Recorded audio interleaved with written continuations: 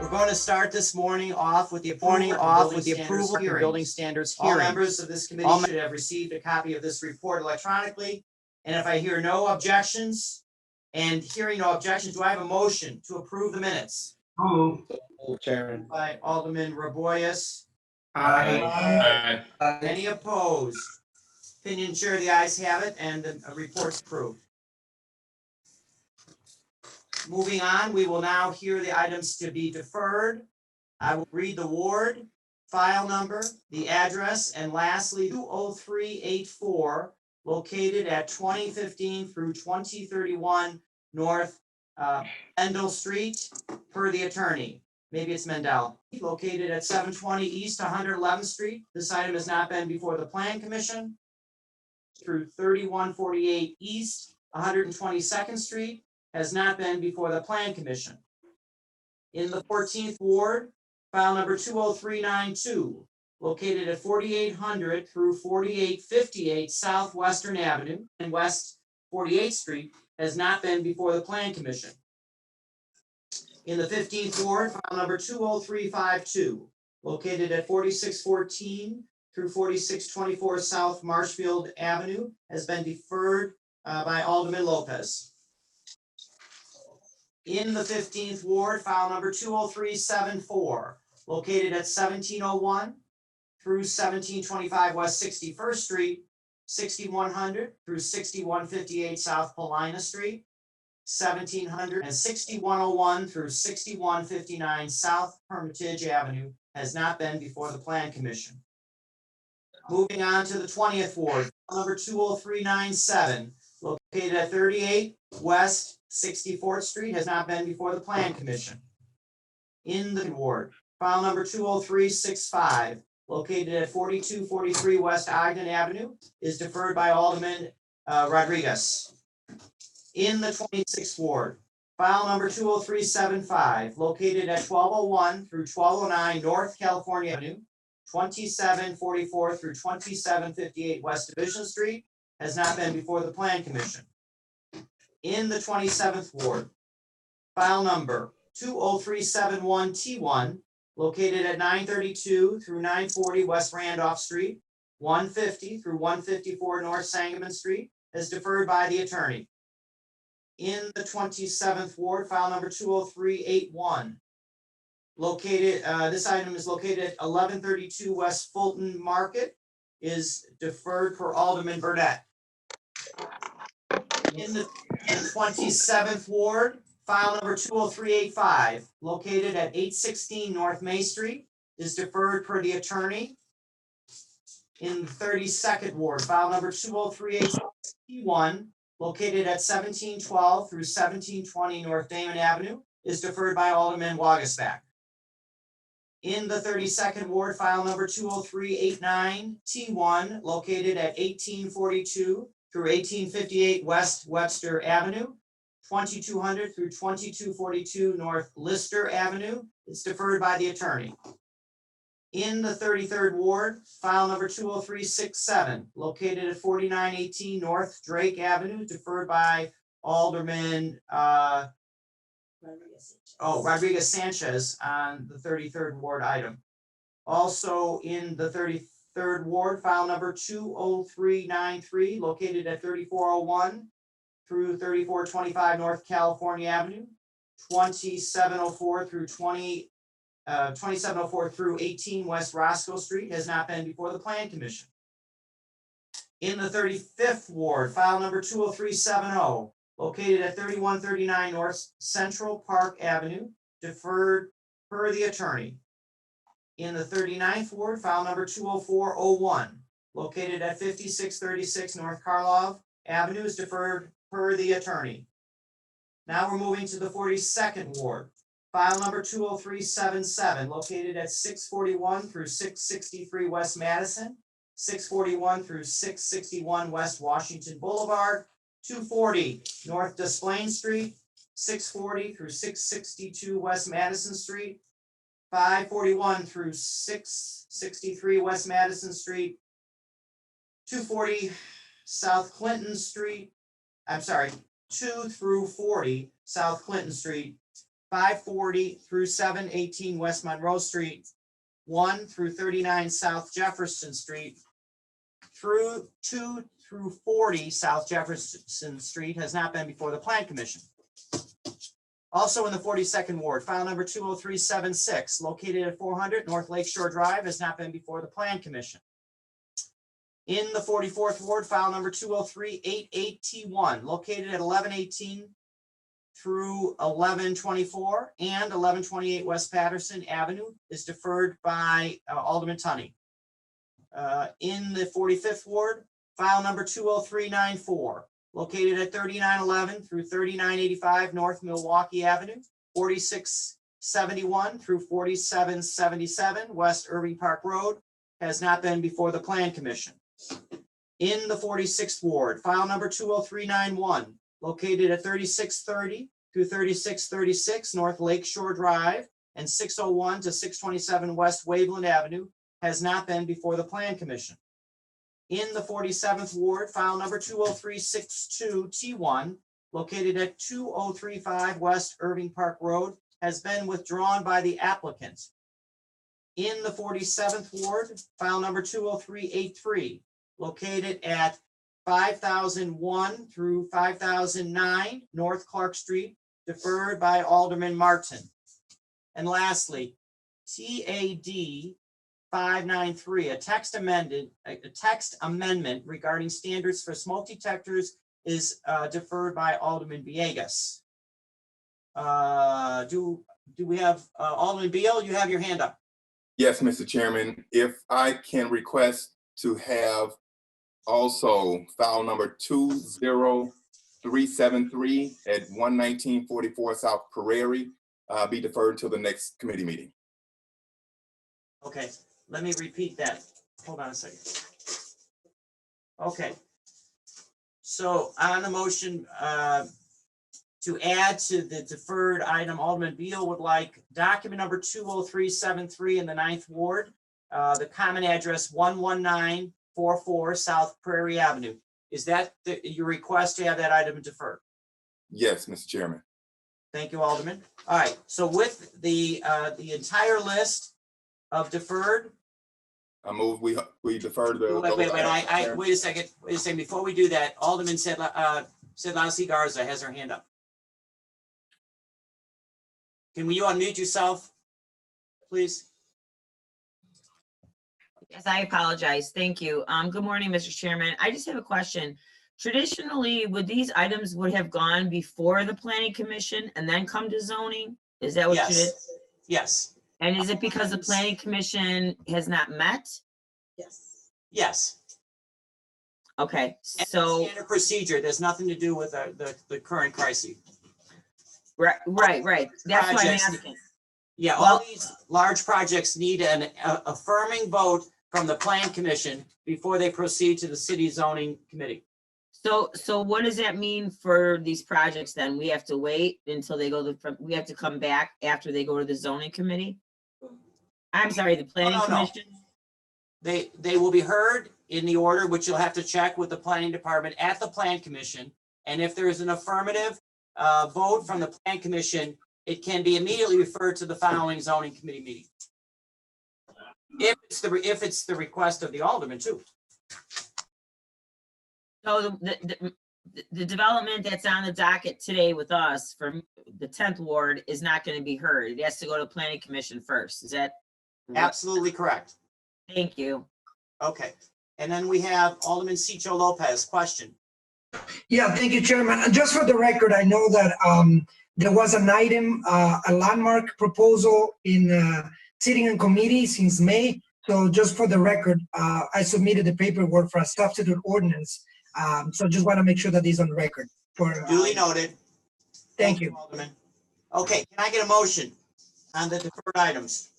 Move to pass. Moved by Alderman Beal. All those in favor? Aye. Any opposed? The ayes have it, and these items are deferred. Thank you. Now we're going to move. At this time, we'll now begin the public comment period. Out of respect for everyone's time, each speaker is limited to 3 minutes to address all items on the agenda.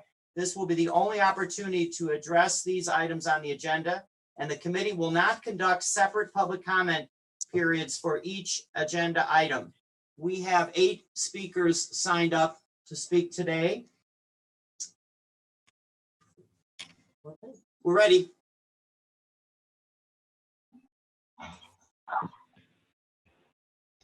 Eugene, go.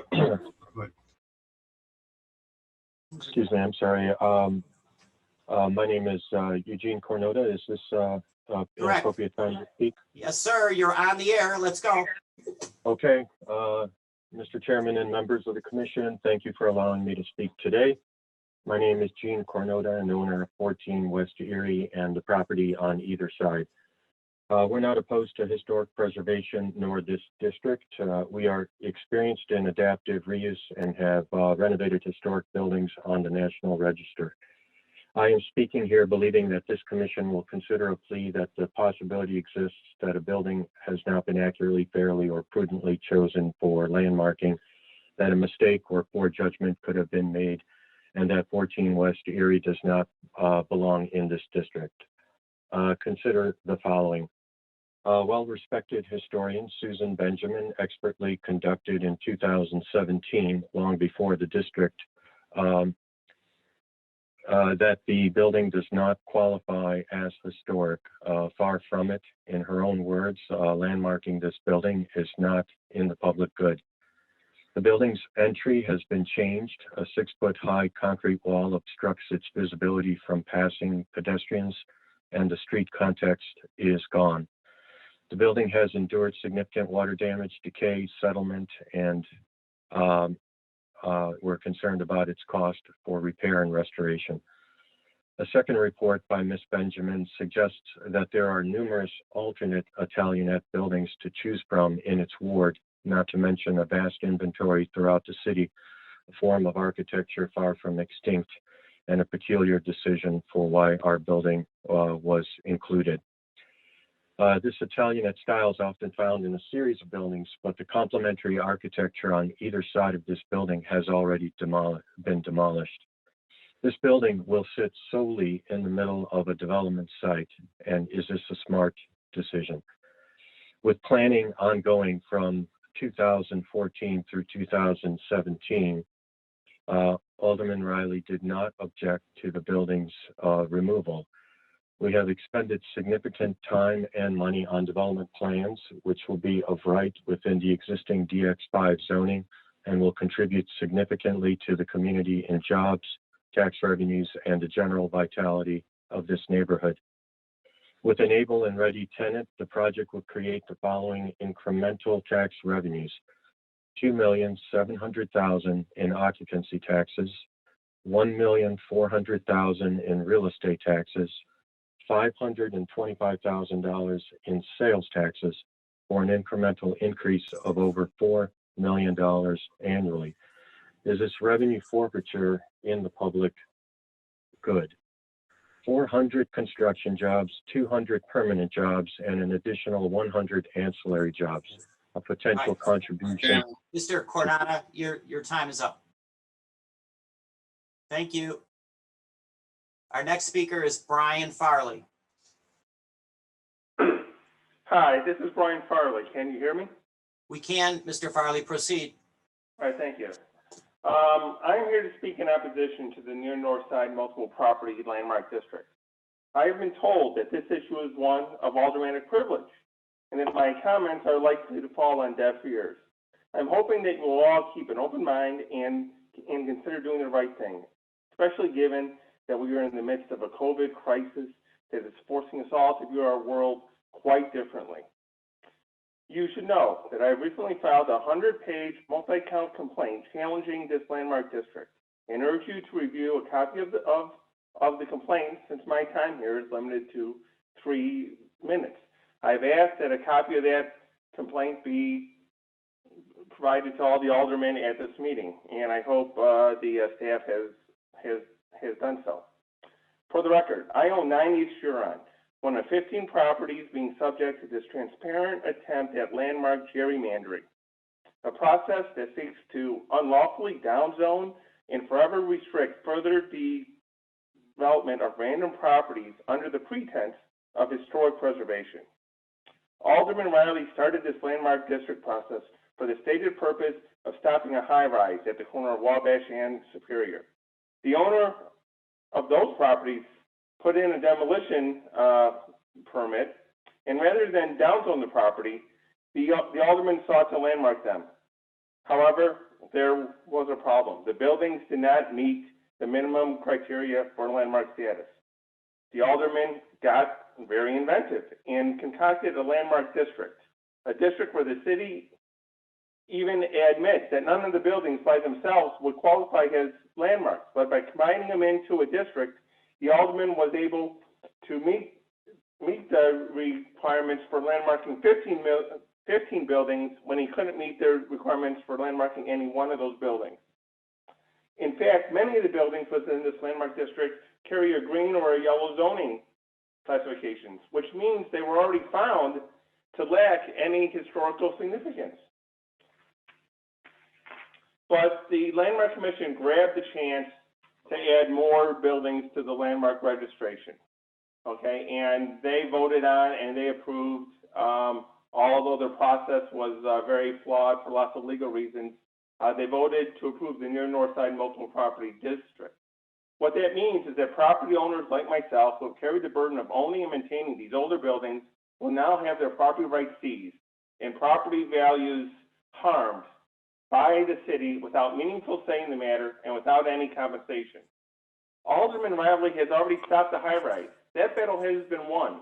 Why battle with the other landowners and punish innocent property owners whose own— Thank you, Mr. Farley. Your 3 minutes are up. Next speaker, Mary Lou Seidel. Hi, thank you, Alderman, for this opportunity to speak in support of two important agenda items that are working to preserve our great city's historic built environment. I am Mary Lou Seidel, the Director of Community Engagement for Preservation Chicago. The Blackwell Israel Samuel AME Zion Church is a remarkable monument to the history and perseverance of the Bronzeville community in Chicago. For nearly 135 years, this Romanesque revival church has been there as a hub for religious, cultural community, and civil rights gatherings. The building's steward and the community have honored and upheld this grand church across 3 different centuries. It is important that the City of Chicago provides the formal protections and access to resources to keep the Blackwell Israel Samuel AME Zion Church in Bronzeville for another 135 years. The Near North Multiple Property District includes 15 buildings that tell the story of Chicago's recovery from the Great Chicago Fire of 1871. Walking those streets, we can see, feel, and tell the story of how our great city rebuilt from unprecedented devastation. Designed by extraordinary architects and homes for some notable Chicago families, it is essential that we offer a landmark designation to both honor this history and protect this history from the high pressure of demolition to go big and tall. I have surveyed all the buildings in this area, and these particular buildings are remarkable examples of the period of significance. Landmark districts, by definition, capture the collective value of a grouping of historic buildings. Property values have never been shown to be impacted negatively by historic districts. And Place Economics has studied the economic impact of historic preservation, and the benefits are universally positive, including jobs, retail business, and heritage tourism. I urge you to approve the Near North Multiple Property District today. Thank you for your consideration of these items and your time to hear our public comments. Thank you. Next, we have Ward Miller.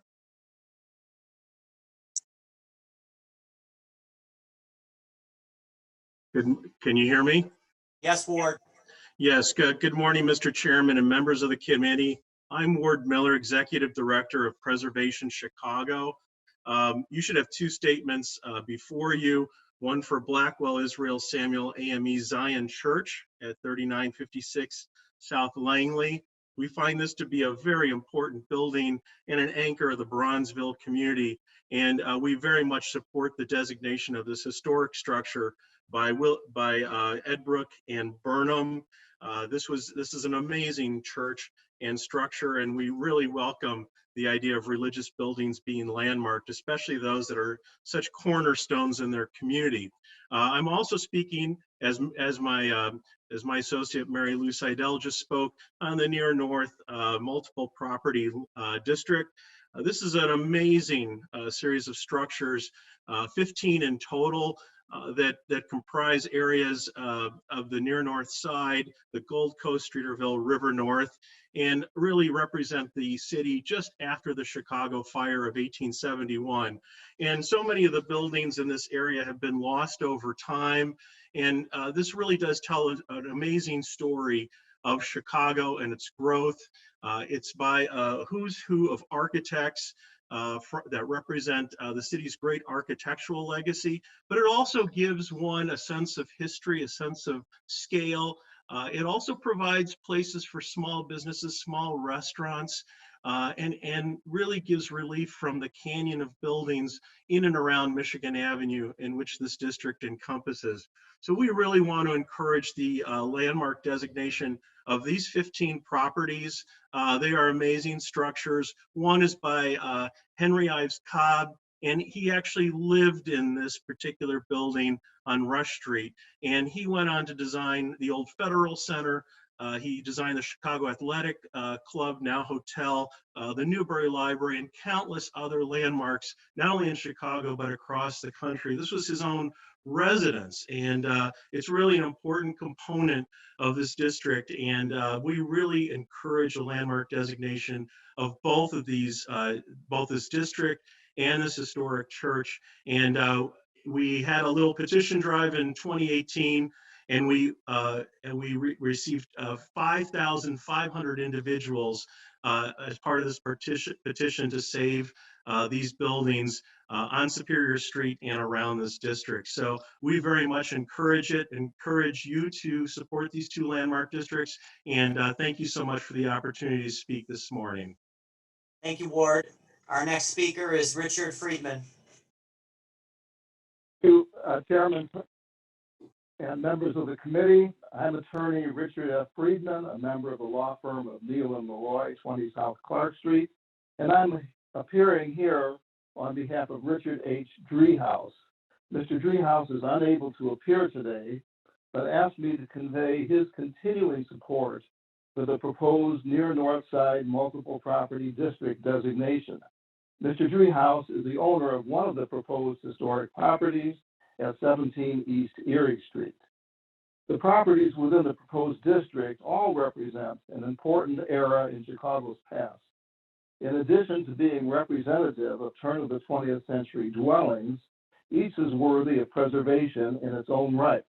We owe it to future generations to preserve for their study and enjoyment the remaining residences, showing a way of life that was familiar to their forebears.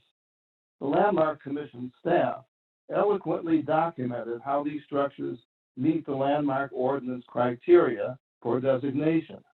I urge the committee to consider its recommendation and forward a positive recommendation to the City Council. Mr. Driehaus provided to the Landmark Commission a letter outlining his support in more detail. This letter is in the record forwarded to the committee, and a copy is attached to my written remarks, which I've given to the committee. Mr. Driehaus, thanks you for your consideration in this matter. Thank you, Mr. Friedman. Our next speaker is Diane Gonzalez. Good morning, Mr. Chairman and committee members. Can you all hear me? Loud and clear. Hello? Yes, Diane, Yes? we can hear you. Okay, thank you. My name is Diane Gonzalez, a resident of the Old Town Triangle since 1974. I was one of the neighbors who worked to obtain landmark designation for Old Town, and I'm one that has helped maintain its status since then. My preservation interests include serving as a member of Preservation Chicago's board. You've heard from my colleagues already. I ask, as they did, to please vote in support of the Near North Multiple Property District. As stated already, I don't want to be repetitive, but these 15 structures are so important in terms of Chicago's past. Post-fire, what a group, a special little collection. And look where they're located. It's close to downtown. There's a special location. It's usually cleaning with tourists, post-pandemic, hopefully. They'll give the survivors of Chicago's past with great interest. I think there are a lot of other style buildings there and commercial places. But tucked in amongst them are these wonderful, wonderful remaining buildings. And I think this vote will guarantee that interest in that location will grow, commerce will grow, and it's a win-win for everyone. And the district is such an asset to Chicago history. It would be a travesty not to landmark these. Thank you. And our records show that is the last public speaker in the design unit district. So our witness on this and the following items are going to be is Sarah Barnes. Sarah? Emailed me this morning. It's okay. Good morning, everyone. I'm happy to be here this morning. For the record, and I'm an attorney with the law offices of Sam Banks. I'm here on this matter on behalf of Campbell Ventures LLC, who is owned and managed by two incredible gentlemen, Gabe Horstick and Josh Kruger. I'm really proud of this project. I'm really proud of this applicant. These gentlemen go into neighborhoods and they purchase properties that are problematic, have building violations, need to be upgraded. They rehab them and then they put them back out as rentals on an affordable basis. So they are going into neighborhoods and truly providing affordable housing for the residents of those neighborhoods. Unfortunately, some of those properties come with some problems that they're not always aware of.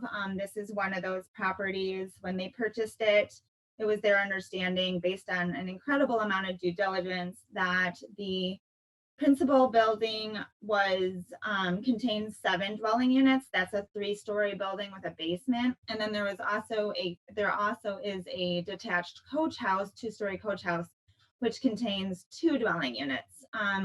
When going in to pull their permits in order to renovate and upgrade the units, they found out that the city only recognized or that there were some existing violations, that the buildings are in fact non-conforming under the current zoning ordinance, which is RS3, and therefore that we needed to do a zoning change in order to bring all of the non-conforming conditions into compliance to allow them to finish their renovations. So we've been working with Alderman Laspada, who has also been amazing with which to work over the course of the last year in order to cure these non-conforming conditions, hence the zoning change that we are requesting here today, which will allow this building to be fully occupied again on an affordable basis to some of the residents in the area. So with that, we have met with, like I said, worked very closely with Alderman Laspada in his office towards this end. And I believe that Alderman Laspada has provided a letter of support to the chairman or to the committee office. We have heard from Alderman Laspada and he is in support of the application. Wonderful. So there's no physical expansion of the existing buildings. All of the work is interior. We're just trying to bring the actual existing improvements into compliance. They've been there for over 100 years. So with that, I respectfully request the committee's approval of this project. Okay, questions from committee members? I don't see any hands raised. Sarah, hold on a second. Sarah, yeah. You said in your testimony that the existing zoning was an RS3. On our records, we have an RT4 as the existing. You're correct. Sorry, my apologies. It is RT4. We are seeking to go to an RM6, again, because of the already existing 9 units. Towards that end, this was filed as a type 1 zoning change application. However, there were no changes, so there are no supplements. You know, for the future though, that's a pretty, is there going to be an effort to rezone it back down or what? Because an RM6 sitting on a residential lot is pretty high. Yeah, there has not been a commitment or a request to do so at this time. However, we'd be more than happy to. But it is not a T1 either. It was, yeah, it's a type 1. This is a type 1? Yes. Yes. Where does it say that? Okay, at least you have some protections on it. I'm sorry. Yeah, we have a type 1 and we also have a restrictive covenant that's being recorded Okay. against the property. All right. Alderman Moore has a question. No, I was just saying no questions, move to pass. Okay, I'm sorry, Alderman. Alderman David Moore moves to pass. All those in favor? Aye. Any opposed? Hearing none, the item is passed. Thank you, Sarah. Now we'll move on to item number 20358 in the 15th Ward. Ordinance was referred on April 22nd of this year. Common address is 4117 South Albany. The change request, RS3 residential single unit detached house district to an RM 4.5 residential multi-unit district. Sarah? You're on. I know, I was muted by the host. Thank you once again for the record, committee members. My name is Sarah Barnes, and I'm an attorney with the law offices of Sam Banks. I'm here for this matter on behalf of the applicant, HBH Development LLC, who is owned and managed by Mr. James McCluskey.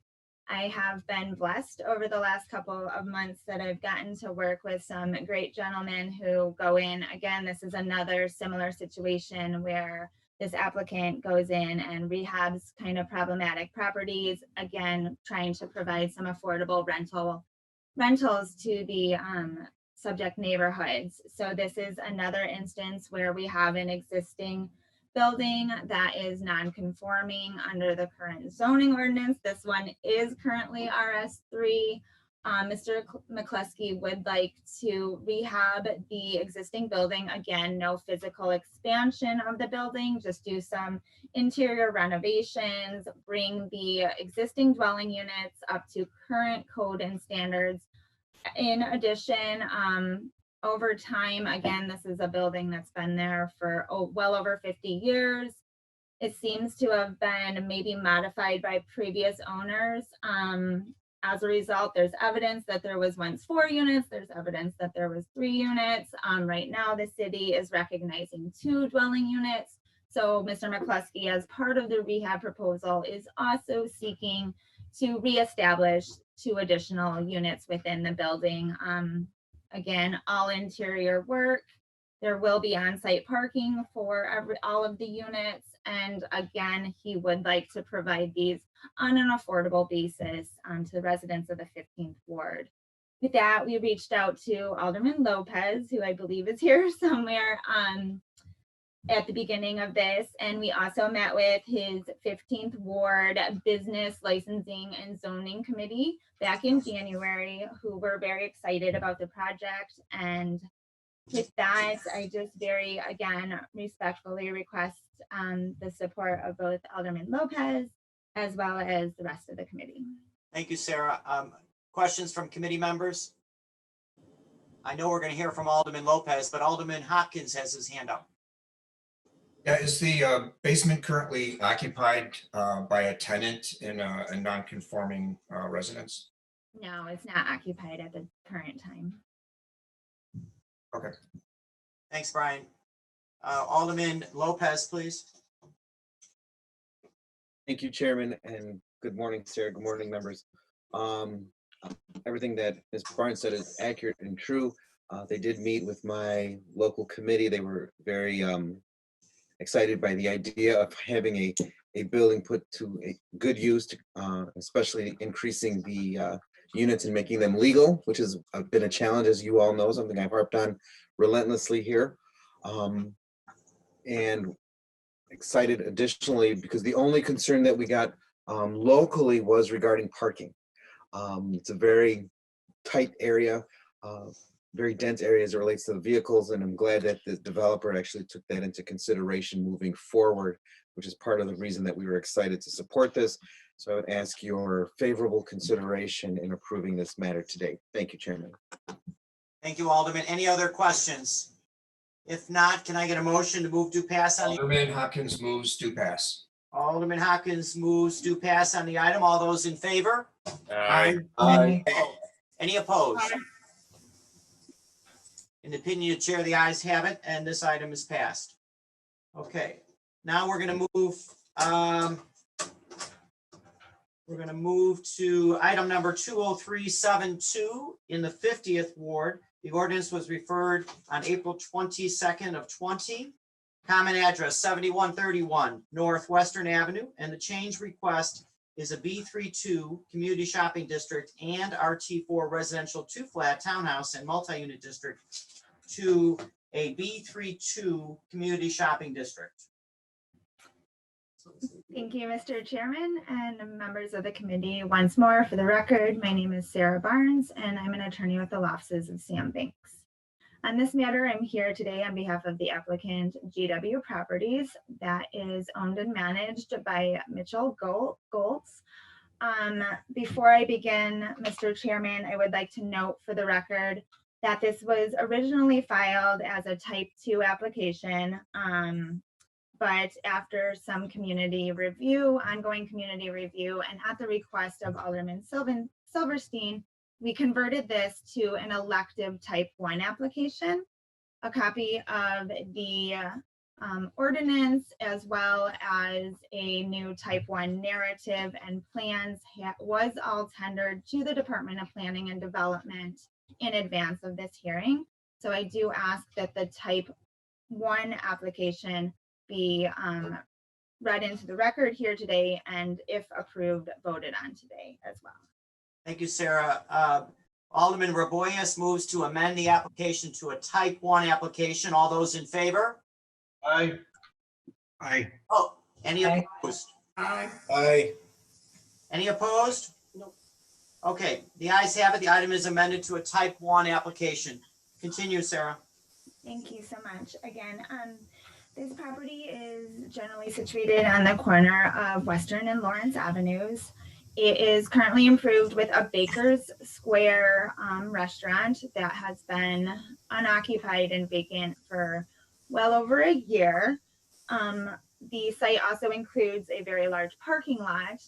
The community has been wanting this site to be reactivated for as long as it's remained vacant, because it is such an integral part of the community. So with that, GW is intending to re-improve the property with a new 1-story multi-unit commercial strip mall. Essentially, there will be one of the commercial units that will be a cafe, fast food, let's say high-end coffee shop that will have a drive-through facility, as well as some nice outdoor dining space. And then there will be 3 other available commercial units. It's our understanding at this time that 2 of those units will be dedicated to food services or restaurants, and the other unit will be a medical office, all of which have been vetted through the community as well as with Alderman Silverstein and have their support. With that in mind, the reason for the zoning change is, unfortunately, the site is rather large and it's split zoned. There's a small piece along the, I believe it is north portion, that is RT4, while the rest of it is a business zoning. So therefore, we are seeking the zoning change just in order to make a uniform zoning for the site to a B32, which will allow for the redevelopment. Again, we've been working with Alderman Silverstein and her office since the very inception of this project. We've had multiple community meetings, and we've also executed a restrictive covenant with regards to some of the commercial uses, in addition to the type 1 application. So with that, I believe that Alderman Silverstein has offered a letter of support to you, Mr. Chairman, or to your office. We do have a letter of support from Alderman Silverstein. Great. And with that, I just respectfully again request approval of this project. Okay. Questions from committee members? Move to pass. Unless there's questions. Oh, sorry, Chairman. This is Alderman. Is that Alderman Haddon? It's Alderman Haddon. Just a. By the way, Alderman, wasn't that great? We had a zoning application on Haddon Street. Did you? I'm surprised we didn't hear. I saw that. You know, if only it was spelled the same way. That's my fault. Okay, I should.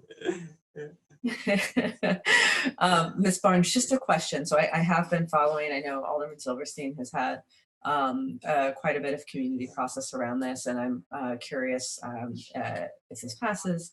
Do you know what kind of plans or timeline is for construction? Again, a lot of it's going to depend on permitting in light of the current state of the city. But they're hopeful to maybe be able to finish by the end of fall 2020. Yeah, they need sand. Did she say okay? Okay, thanks, Ms. Barnes.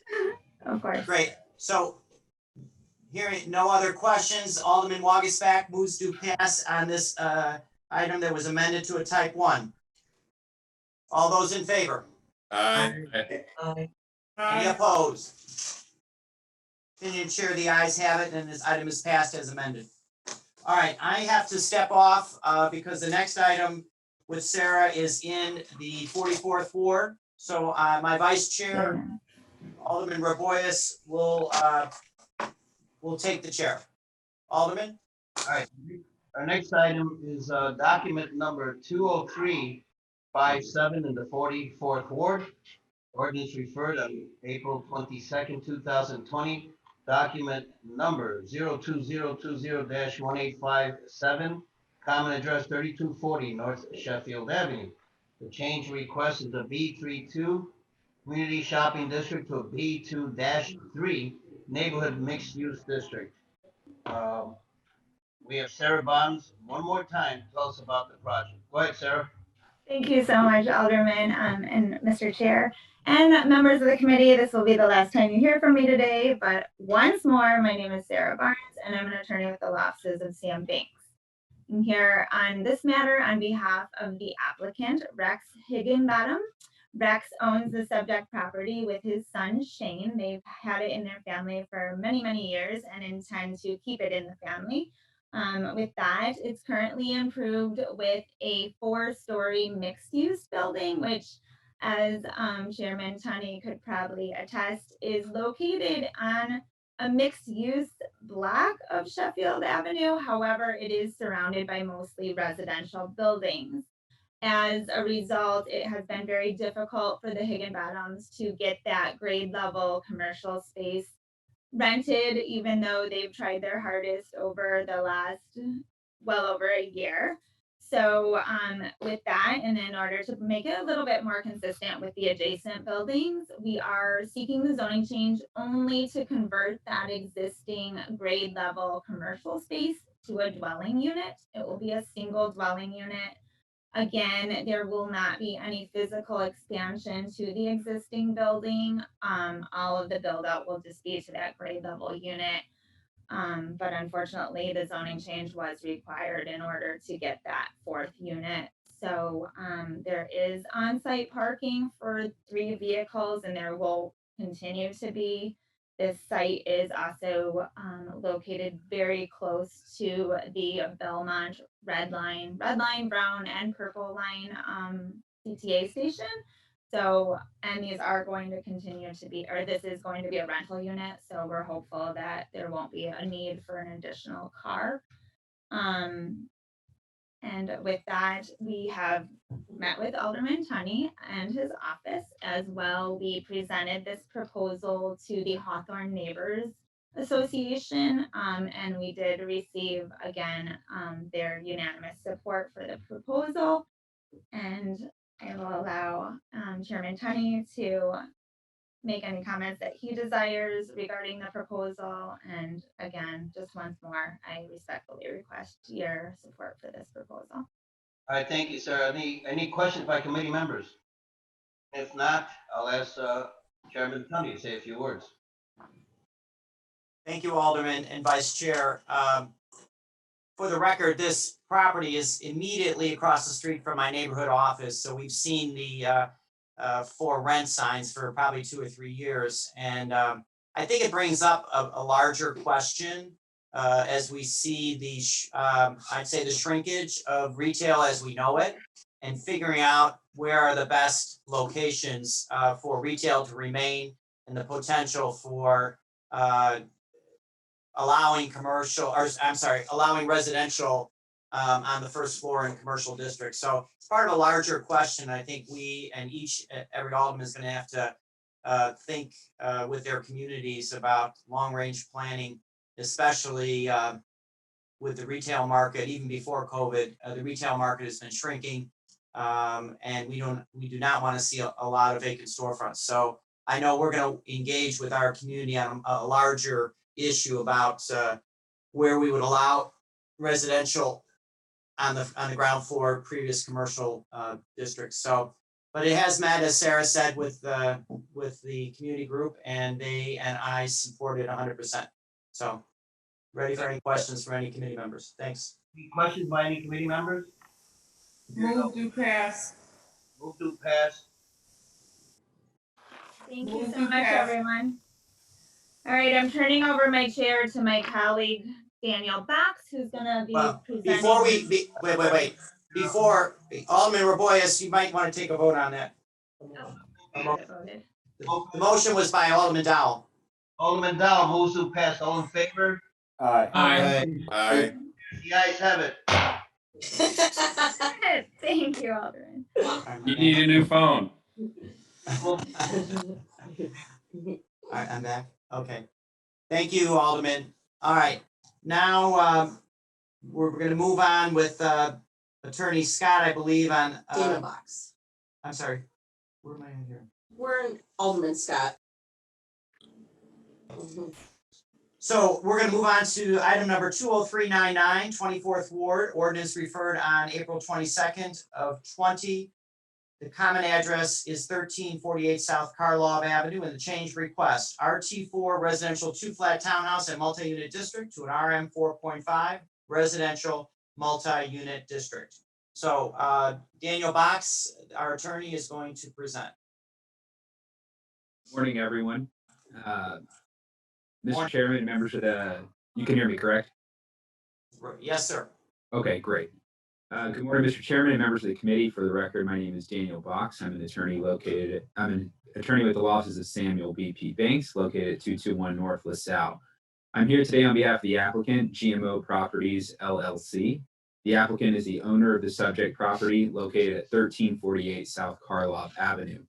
The property is improved with a 3-story, 3-unit residential building with a detached garage at the rear of the site. The applicant is seeking to permit the establishment of an additional dwelling unit within the existing building for a total of 4 dwelling units at the subject property. No changes are proposed to the building's height, setbacks, or footprint. On-site garage parking for 2 vehicles will continue to be provided at the rear of the lot.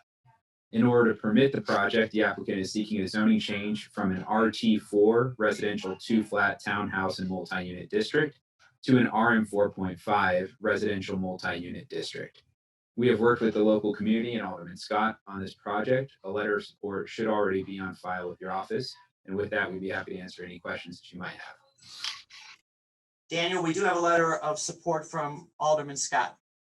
Questions from committee members? No questions? Can I get a motion? So moved, Mr. Chairman. Moved by Alderman Raboyes. All those in favor? Aye. Aye. Any opposed? Opinion chair, the ayes have it, and the item is passed. Alderman Okay. Rodriguez has joined the meeting. Just for the record, Alderman Michael Rodriguez is joined us on the committee. All right. Now we're moving on to item number 20361, 36th Ward. Ordinance was referred on April 22nd of 20. Common address 3122 North Narragansett Avenue. The change request B31 Community Shopping District to an RT4 residential 2-flat townhouse and multi-unit district. Daniel, you want to continue, sir? Yes. Good morning, Mr. Chairman, members of the committee. Once again, my name is Daniel Box, attorney with the law offices of Samuel B.P. Banks, located at 221 North LaSalle. I'm here today on behalf of the applicant, Iwa Blesniak. The applicant is the owner of the subject property located at 3122 North Narragansett Avenue. The property is improved with a 1.5-story single-family home with a detached garage at the rear of the subject site. The applicant is seeking to permit the establishment of an additional dwelling unit within the basement of the existing building. for a total of 2 dwelling units at the subject property. No changes are proposed to the height, setbacks, or footprint of the building. On-site parking for 2 vehicles will continue to be provided at the rear of the site. In order to permit the project, the applicant is seeking a zoning change from B31 Neighborhood Commercial Shopping District to an RT4 Residential 2-flat Townhouse and Multi-Unit District. We have worked with the local community and Alderman Villegas on the project. Once again, I believe a letter of support should already be on file with your office. And with that, I'd be happy to answer any questions you might have. We did receive support from Alderman Villegas. Questions from committee members? Hearing no questions, can I get a motion? So move, Chairman. Alderman Lopez. Alderman Raymond Lopez moves to pass on the item. All those in favor? Aye. Aye. Any opposed? Opinion of the chair, the ayes have it. The item is passed. All right. Now we're in the document number 20400 in the 48th ward. Ordinance was referred on April 22nd of 2020. Common address 5938 to 5940 North Broadway Avenue or Street. I think it's a street. Change request B12 Neighborhood Shopping District to a B32 Community Shopping District. Daniel? Good morning, Mr. Chairman and members of the committee. One last time, my name is Daniel Box, and I'm an attorney with the law offices of Sam Banks, located at 221 North LaSalle. I'm here today on behalf of the applicant, Edgewater CNC Inc., which is doing business as Brasserie by CNC. The applicant is the tenant of the retail unit located at 5938 through 40 North Broadway Street. The property is currently improved with a 3-story mixed-use building with retail at grade and residential units above. The applicant is seeking to permit a general restaurant with incidental on-site liquor consumption within the existing grade level retail space. The general restaurant will occupy approximately 1,550 square feet of space. No changes are proposed to the height, setbacks, or footprint of the building, and no on-site parking will be provided for the retail space. In order to permit the project, the applicant is seeking a zoning change from a B12 Neighborhood Shopping District to a B32 Community Shopping District. We have worked with the local community and with Alderman Osterman on this project. A letter of support, I believe, is already on file with your office. And with that, I'd be happy to answer any questions. We do have a letter of support from Alderman Osterman. Questions from committee members? I have just one question for you, Daniel. So the applicant is actually the tenant and not the owner of the property? That's correct, Alderman. And of course, since it is, in my opinion, somewhat of an upzoning, the owner of the property is on board? Yes, that's correct. Okay. Any other questions? Hearing none, can I get a motion? So move. So moved by Alderman Burnett, I believe. All those in favor? Aye. Any opposed? Opinion of the chair, the ayes have it. The item is passed. Thank you, Daniel. Have a good day. Thank you all. Have a good one. Okay. On to Rolando. Now, Rolando Acosta is going to be the next attorney, and the item number is 20380T1 in the 25th Ward. The ordinance was referred on April 22nd of 20, and the common address, 2132 West 18th Place. Change request, RT4 Residential 2-flat Townhouse and Multi-Unit District to a B23 Neighborhood Mixed Use District. Rolando. Good morning, Mr. Chairman, members of the committee. Pleasure to be here. This property has about 3,000 square feet of land, and it's currently improved with a 3-story building, which each floor contains about 1,800 to 2,000 square feet. It has 2 legal dwelling units in it. It also had a 3rd unit in it. Our client wishes to rehab the existing property without changing the footprint to make it a total of 6 units. The property has, the rear yard of this property is actually sunken, which is very typical of Pilsen properties where the streets were elevated. And as a result, it has no parking in the rear yard, but it is within 1,000 feet of the Damon stop for the Pink Line. So it is a transit served location. Accordingly, we'd like to proceed as a changing the zoning from an RT4 to a B23, then proceed under the transit served location provisions of the zoning ordinance to have no parking. We will be providing, of the 6 units that will be on site, 2 of them will be affordable. And there is, Mr. Chairman, a substitute narrative and plans for this item. So I would ask that the committee move the substitute.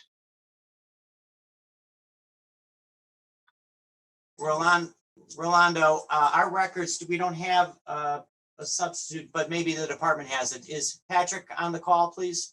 Patrick Murphy? Or Anna? I am. No, I am. I'm checking. We're in different rooms. Hold on a second. Hold on a second.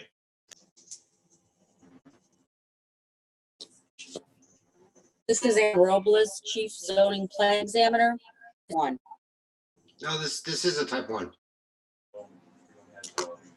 203-802. Oh, I'm sorry. It's not a substitute, it's type 1. Okay, it's the only changes between the original and the substitute were wordsmithing by me, so I'm fine to proceed with the original. Okay. We met with the Alderman Zoning Advisory Board and believe we have their support, and I know the Alderman's on the call, so I'll let him speak on behalf of his community. Okay. All right, questions from committee members, or let's go to Alderman Cicho Lopez first. Alderman. Thank you. Yeah, thank you, Chairman. To affordable housing units, that obviously will go a long way for efforts of preservation of affordability in Pilsen. And after satisfying the guidelines that we have in 25th Ward, we are in support of this project. And we want to thank the applicant. Thank you, Alderman. Questions for the applicant or the Alderman? Alderman Riley moves to pass. Alderman Riley moves to pass on the item. All those in favor? Aye. Any opposed? Aye. Any opposed? I don't hear it, so opinion chair, the ayes have it. Item is passed. All right, next. Now we're moving on to item number 20379 T1 in the 28th Ward. Ordinance was referred on April 22nd of 2020. Common address 2731 West Lexington Street, and the change request RT4 residential 2-flat townhouse and multi-unit district to an RM6 residential multi-unit district. Rolando. Good morning again, Mr. Chairman, members of the committee. Rolando Acosta on behalf of the applicant. Similar story here, different piece of property. This property is improved with a 3-story building with a basement that is unoccupied. The upper 3 floors have a total of 6 units. There are 3 parking spaces on site. Our client would like to build out the basements, which would otherwise qualify as units. And for that purpose, we would like to rezone the property to RM6. Mr. Chairman, I heard your comments earlier about the rezonings to RM6, and we would have no objection to rezoning back if that were the wishes. We've spoken with Alderman Irvin, who said he would be communicating his support to the committee. I am not aware whether he's done so or not. Got it to us right now. Rolando, we do have a support email from or phone call from Jason Irvin. So thank you. This is another case where we would end up adding 2 units. We would make one of the 2 units as an affordable unit. The rest of the units would be very reasonably priced given the market in that neighborhood. Okay, so do I have questions from committee members? Hearing none, do I get a motion, please? So moved, Mr. Chairman. Pass by Alderman Wagasback. Alderman Wagasback moves to pass on the item. All those in favor? Aye. Any opposed? Opinion chair, the ayes have it. Thank you. Rolando, you might want to double check with Alderman Irvin though about the possibility of rezoning that, but it's up to him. So. Sure, I will. All right. Next, item number 20390 T1 in the 30th Ward. Ordinance was referred on April 22nd of 2020. Common address 3218 North Karlov Avenue, and the change request RS3 residential single unit detached house district to an RM5 residential multi-unit district. Rolando. Good morning again, Mr. Chairman, members of the committee. Rolando Acosta on behalf of the applicant. This property was improved with a single family home that was being used for nefarious purposes. There basically was a lot of drug activity in the home. Our client bought the property, has demolished the structure, wishes to build a 4-unit building. All of the units will be 2-bedroom units on the property. Of the 4 units, 1 unit will be made affordable pursuant to the ARO provisions in accordance with the alderman and the community's wishes. The client also actually happens to own the properties to the south, so he was very aware of the problem and tried to remedy it by sort of buying the property, knocking it down, and trying to build something that would be consistent with the neighborhood. It would provide also 1 parking space per unit. Okay. Do we have Alderman Raboyes? You want to speak on the item? Thank you, Mr. Chairman. We did provide a community hearing on the matter, and that is correct. Aldo said the client also owns a building adjacent to that. And it went through a committee hearing, no disappointments, everything went well. So I asked for a favorable decision on the matter before you. Thank you, Alderman. Question from committee members. Alderman Lopez moves to pass, Chairman. Alderman Lopez moves to pass on the item. All those in favor? Aye. Any opposed? Opinion chair, the ayes have it. The item is passed. Next, we're moving on to item number 20378T1 in the 40th Ward. Ordinance was referred on April 22nd of 2020, and the common address is 2465 through 2479 West Foster Avenue, 5151 through 5159 North Lincoln Avenue. The change request, B32 Community Shopping District to a B23 Neighborhood Mixed Use District. Rolando. Good morning again, Mr. Chairman, members of the committee. Rolando Acosta here on behalf of the applicant. This parcel sits on the northwest corner of Lincoln and Foster, up in the 40th Ward. It is currently improved. It's a 14,500 square foot parcel, so it's a rather large parcel.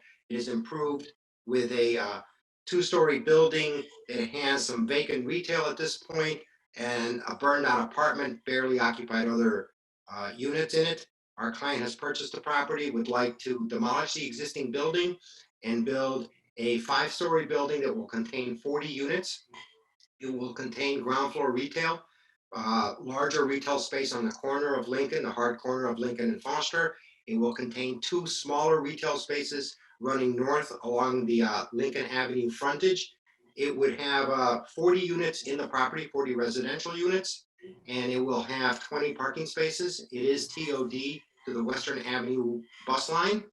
We are providing 4 affordable units within the building, 4 affordable residential units, I should say. And Mr. Chairman, sort of harking back to your comments about the ground floor retail, the corner is a very viable retail space. The sort of the northern parcels, since they're on the side street or they're on Lincoln but not on the corner, have not been so viable. In an agreement with the alderman, we have agreed to make those live workspace and to rent them out under affordable provisions, so at a reduced rent, in an effort to try to get perhaps some artists or some other creative people to occupy those spaces and activate Lincoln Avenue. We had a community meeting on this matter. I happen to live a few blocks from this matter, and we didn't have any objections to it. It's a welcome addition to the neighborhood, and I believe the alderman has submitted a letter of support. The alderman has given us a letter of support with the caveat there is a restricted covenant on that. I believe that's for the live work spaces, I believe. That is correct, sir. Okay. Questions from committee members. I see Alderman Osterman would like to ask a question. On the southeast corner of Lincoln and Foster? It's the northeast corner, southeast corner, yes. Okay. And are there affordable units as part of the development? There are 4 affordable residential units and 2 affordable work-live units. So a total of 6 out of 40. Okay, thank you. Other questions? No more questions? Can I get a motion to move to pass on the item? Motion moved. Who is that? I can't. Alderman Cardona. Alderman Cardona moves to pass on this item. All those in favor? Aye. Any opposed? Any opposed? Hearing none, the in the opinion of the chair, the ayes have it, and this item is passed. Thank you. Let's see. Now we're going to item number 20286, T1. In the 25th Ward, ordinance was referred on December 18th of 19. Common address 2207 West 18th Street, and the change request from an RT4 residential 2-flat townhouse and multi-unit district to a B23 neighborhood mixed-use district. And this was a previously deferred item. We're bringing it back up. Rolando. Yes, Mr. Chairman, members of the committee, Rolando Acosta here on behalf of the applicant. This matter involves an 11,600 square foot parcel that is currently improved with an L-shaped building that is proposed to be expanded through additions to end up being essentially a O-shaped building with a courtyard in the middle. It will provide a total of 28 units in the building. There will be 11 parking spaces on site. It is a transit-oriented site to the Hoyne CTA station for the Pink Line. The original proposal had 24 units in it. The neighborhood wanted more affordable to be included. We were including 4 units in the original proposal. As a result, we agreed to add 4 more units to the building, of which 2 would be affordable. So there'll be a total of 6 affordable units out of 28. 2 of the affordable will also be accessible units, which I understand are much rarer than just regular affordable units. This is all pursuant to the review and comment of not only the Alderman's Zoning Advisory Board, but also we held a community meeting on this matter. It was fairly well attended, and the Alderman received comments from that. And as a result, we do have the substitute proposal that encompasses the 28 units that I previously mentioned. So we have a substitute narrative and plans. Okay, so Alderman Maria Hadden moves to accept the substantive narrative and plans for the type 1 application. All those in favor? Aye. Any opposed? So the ayes have it, and the substantive narrative plans have been accepted. All right. Anything else, Rolando? Nothing from me unless there are any questions of the chairman of the committee. Okay. Let's hear from Alderman Cicho Lopez on this one. Thank you, Chairman. Again, I want to thank the applicant for working with us since December of last year. For the record, we did follow a community-driven process. We did have a community meeting, like Mr. Acosta has mentioned. The community residents, again, have continued and consistently asked for affordable housing. And I want to thank the applicant for working with us to adjust the plan to make sure that we have more affordable housing and follow the mandate of the community of 21% affordable that we now consistently follow. We did also, for the record, had a follow-up meeting that took place yesterday where we invited at least the 36 people that attended the first public meeting. We follow up with them. We received their feedback and support as of yesterday, just for the record, to make sure that we heard their concerns and make the adjustments necessary for this project. I will continue working with the applicant to adhere to these commitments that we made to the public. And again, thank you to the applicant for working with us for now almost 5 months. Thank you. All right. Alderman, Alderman Riley's on the call. I know Alderman Riley has a commitment at 12:30. I don't know if the Department of Landmarks is on the call. I know we said that they were going to be near the end of the agenda, which is not 12:30. So why don't we do this? Patrick Murphy, if you're on the call, is Ms. Cavallo going to be making the presentation? I will check and I will check and get right back to you. Okay, so we're going to move on, but I just wanted to see if we can help Alderman Riley move this earlier than I anticipated. It looks, Chairman, it looks like Deanna has her hand up. She is on. She could possibly answer for you. Okay. All right. Deanna, are you? Good morning, Chairman. Yes, I am here. Are you prepared to move this item up on the agenda? Yes. Okay, so, and how long, Deanna, is your presentation? I would say not more than 10 minutes.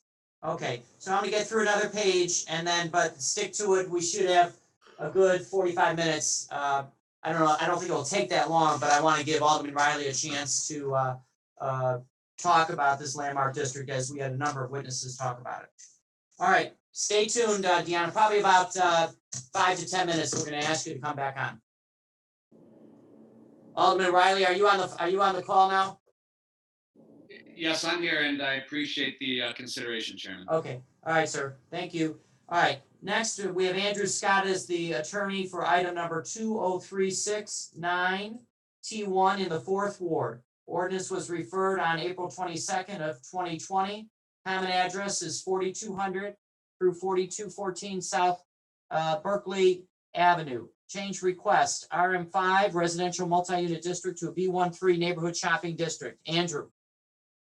Thank you very much, Mr. Chairman, members of the committee. For the record, Andrew Scott with the law offices of Dykema Gossett. I'm here on behalf of Quad Communities Development Corporation. They are a not-for-profit that promotes economic development in the Kenwood, Oakland neighborhoods, as well as Grand and Douglas Boulevards, and also the greater Bronzeville area.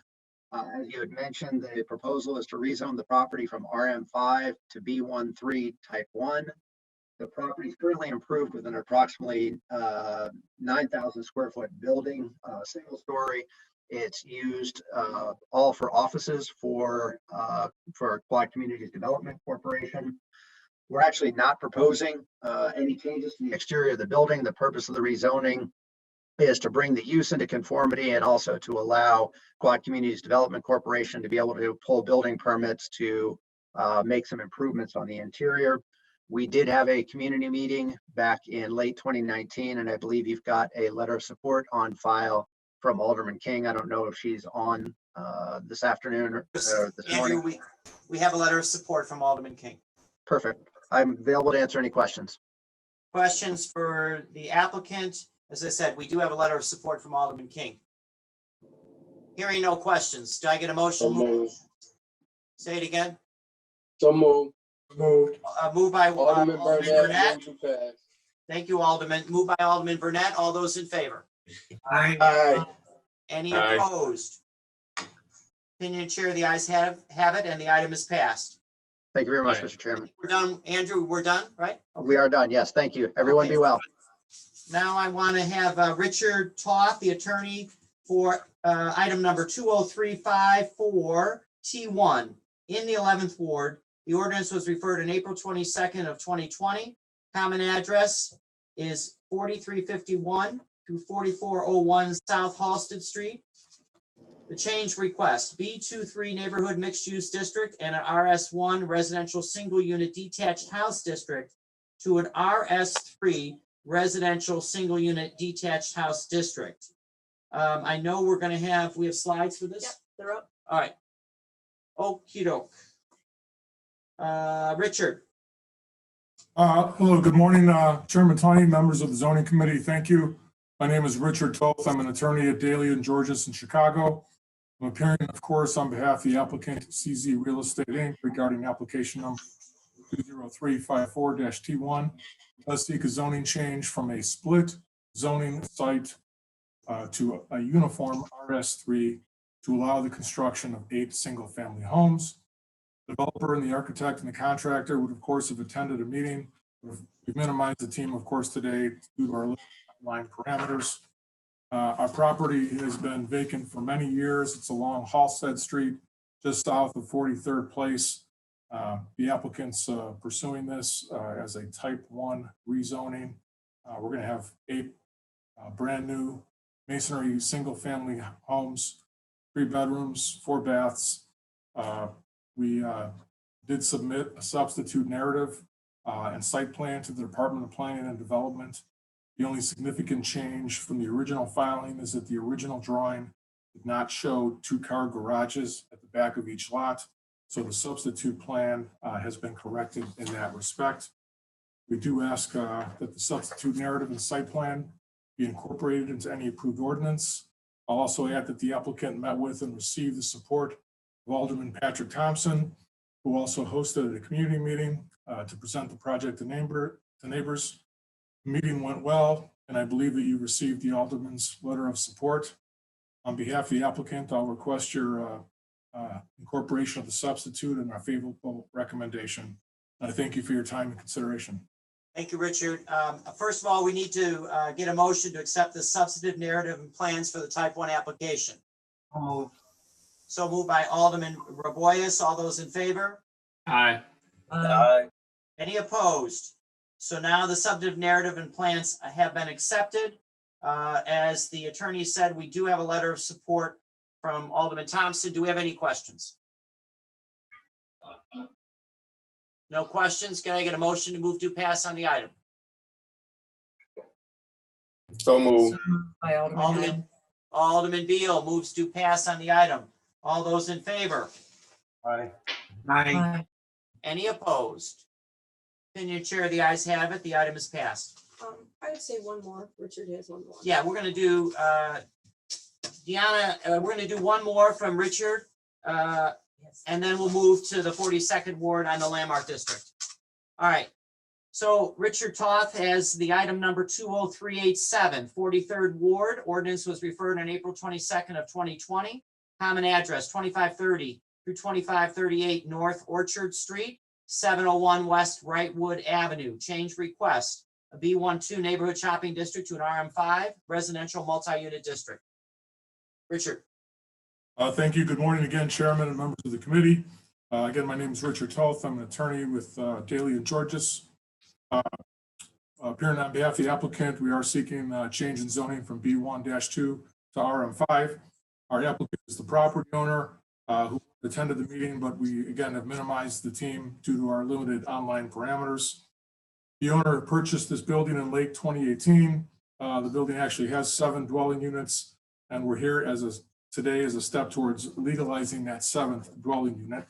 No changes are proposed to the existing building's footprint or to the exterior of the building. It's just going to undergo some interior upgrades. The applicant did meet with and receive the support of Alderman Michelle Smith. We did receive the letter. The Alderman's letter of support. So on behalf of the applicant, we do request your favorable recommendation. We think we do have a letter of support from Alderman Michelle Smith. Questions from committee members? Hearing none, I just have a comment. I'm assuming there's no parking by the way the looks of the building. Correct. Is that correct? Okay. So just adding one more unit, no parking. Correct. All right. Can I get a motion move to pass on the item? Move to pass, Alderman Wagesmack. Alderman Wagesmack moves to pass on the item. All those in favor? Aye. Aye. Any opposed? Opinion chair, the ayes have it. The item is passed. And thank you, Richard. Okay. That's you, right, sir? Yes. Okay, thanks. All right, now we have to go to, where's my page for the? For committee members, it is page 12. For everyone else, it is on the addendum. Okay, for our committee members, it's on page 12 under landmark designations. For the public, it's on the addendum. Okay. All right. So we're gonna read into the record the landmark designation document number. First of all, we'll start with the document number 02020-1821, 4th Ward. Ordinance was referred on April 22nd of 2020. This is the historic landmark designation for the Blackwell Israel Samuel AME Zion Church Building at 3956 South Langley in the 4th Ward. All right, Deanna, this should be a relatively smooth one. So why don't we start with that?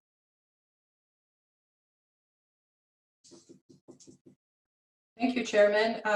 Good morning. My name is Diane Gonzalez, and I'm with the Department of Planning and Development.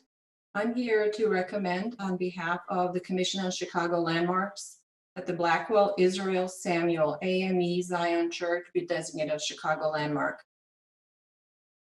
The Blackwell Israel Samuel AME Zion Church is located at 3956 South Langley Avenue in the Bronzeville neighborhood within the 4th Ward. Next slide, please. The church requested designation and the denomination owning the church building, the Midwest Episcopal District of the African Methodist Episcopal Zion Church, consented. Alderman Sophia King has provided a letter of support for the landmarking. Next slide, please. The Romanesque Revival style church was designed by the nationally renowned architectural firm of Edbrook and Burnham and constructed in 1886. The exterior features are an imposing rusticated limestone facade and a towering central pyramidal roof with projecting gables. The Commission on Chicago Landmarks found that the church meets designation criteria for city heritage, exemplary architecture, work of a significant architect, and a separate integrity criterion. On behalf of the Commission on Chicago Landmarks, I recommend passage of the ordinance designating the Blackwell Israel Samuel AME Zion Church building as a Chicago landmark. Thank you. Thank you, Deanna. Questions? We do have a letter of support from the Alderman of the 4th Ward, Sophia King. Questions from committee members?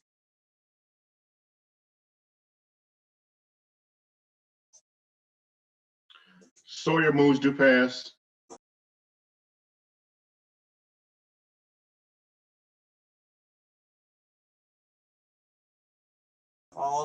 Hearing no questions, Alderman Sawyer moves to pass on the item.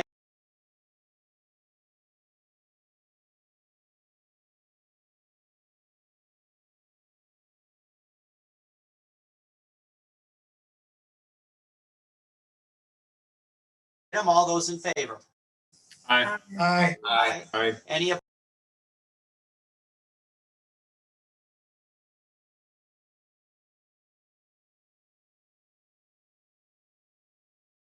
opposed? Opinion chair, the ayes.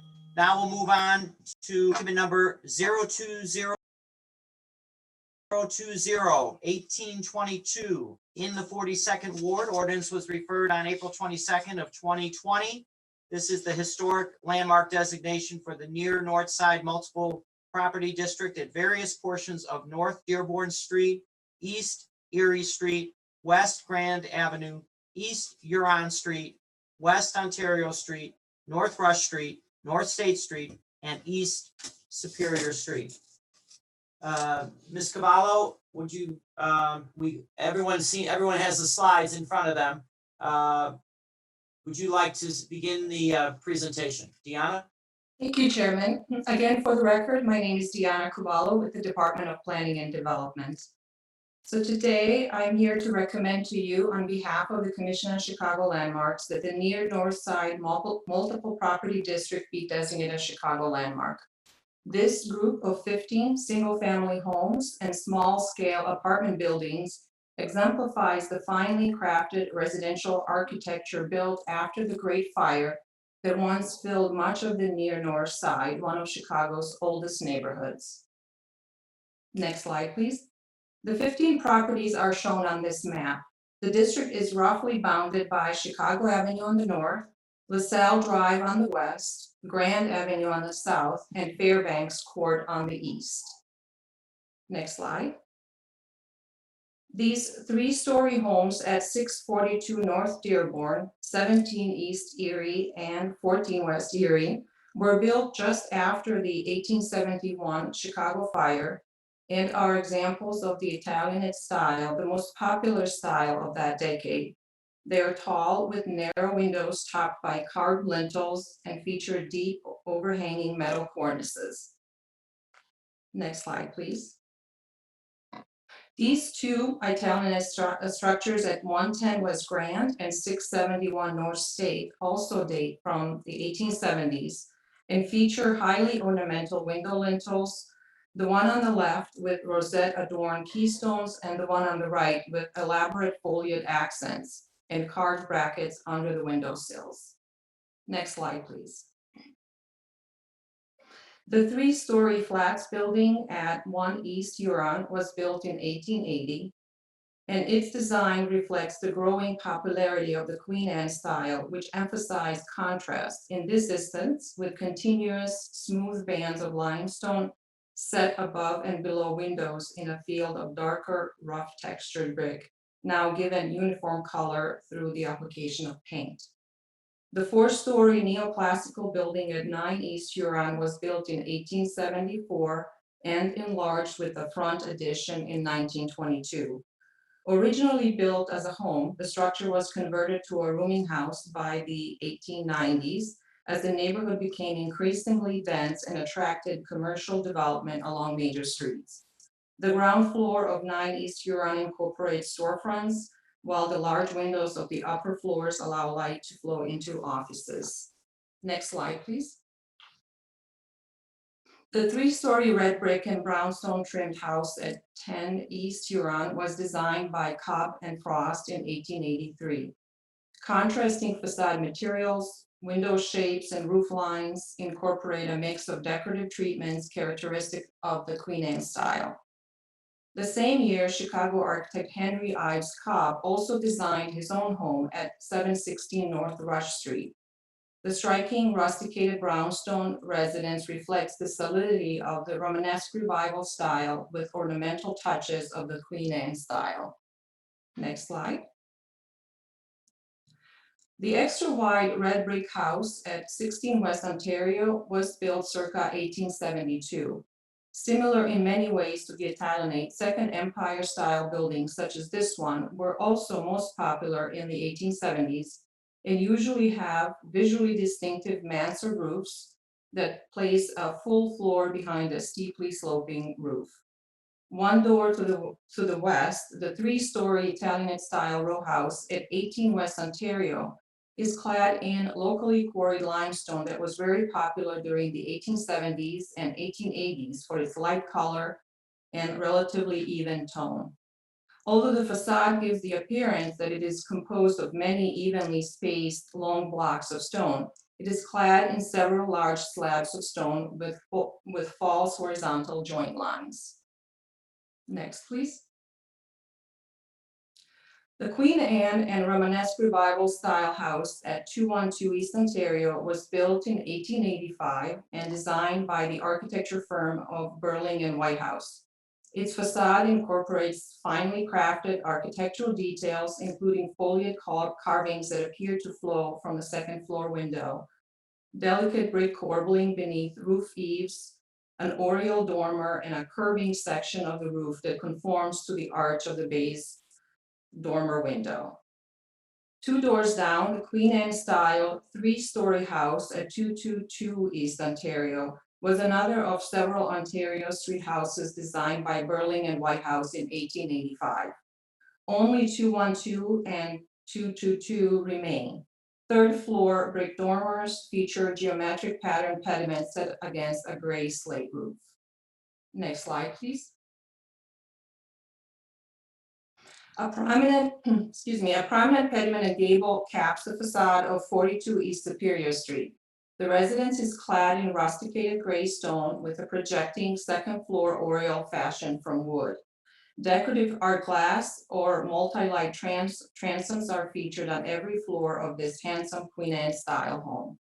Next door, the double house at 44 to 46 East Superior Street has a smooth limestone facade with Italian design motifs, including curved door frames, windows with carved keystones, and a bracketed cornice with overhanging eaves. Next slide, please. These 15 residences and small-scale multi-family dwellings make up the north side multiple property district. The near north side is one of Chicago's oldest neighborhoods, developed with a diverse mix of industrial and residential uses in the mid-19th century. The Great Fire of 1871 decimated the area, but within a short time, rebuilding began. New houses and small flat buildings rose beside rebuilt homes over the next decades as the streets developed into prestigious addresses leading to Washington Square and Lincoln Park to the north. The buildings comprise this district exemplify this second phase of historic development after the fire. By 1893, the Rand McNally Tourist Guide to the City published this bird's eye view of the neighborhood's notable architecture. Next slide, please. Beginning with the development of Michigan Avenue in the 1920s up to today, new high-rise office, retail, and residential developments have replaced the small-scale late 19th century residential buildings of the near north side. The 15 buildings in this district are rare survivors. Next slide, please. The buildings are fine examples of fashionable styles of architecture, including Italianate, Queen Anne, Romanesque Revival, Second Empire, and Neoclassical Revival. Each building displays finely crafted architectural detail and ornament in a range of traditional materials, including carved masonry, millwork, pressed metal, and art glass. Next slide, please. While non-contiguous, the 15 buildings in the district provide a glimpse of what the near north side neighborhood looked like in the last decades of the 19th century and the beginning decades of the 20th century, which was so different than what it has become today. So on behalf of the Commission on Chicago Landmarks, I recommend passage of the ordinance designating the near north side multiple resource district as a Chicago landmark. Thank you. Thank you, Deanna. I'm going to ask Alderman Brendan Riley, would you like to speak on this landmark designation, please? I would. Thank you, Chairman. And I'd like to take a moment to clear up some of the misrepresentations that were made by the 2 or 3 opponents to the Near North Historic District designation. I want to be very clear. This is in no way a roundabout down zone targeting a specific property.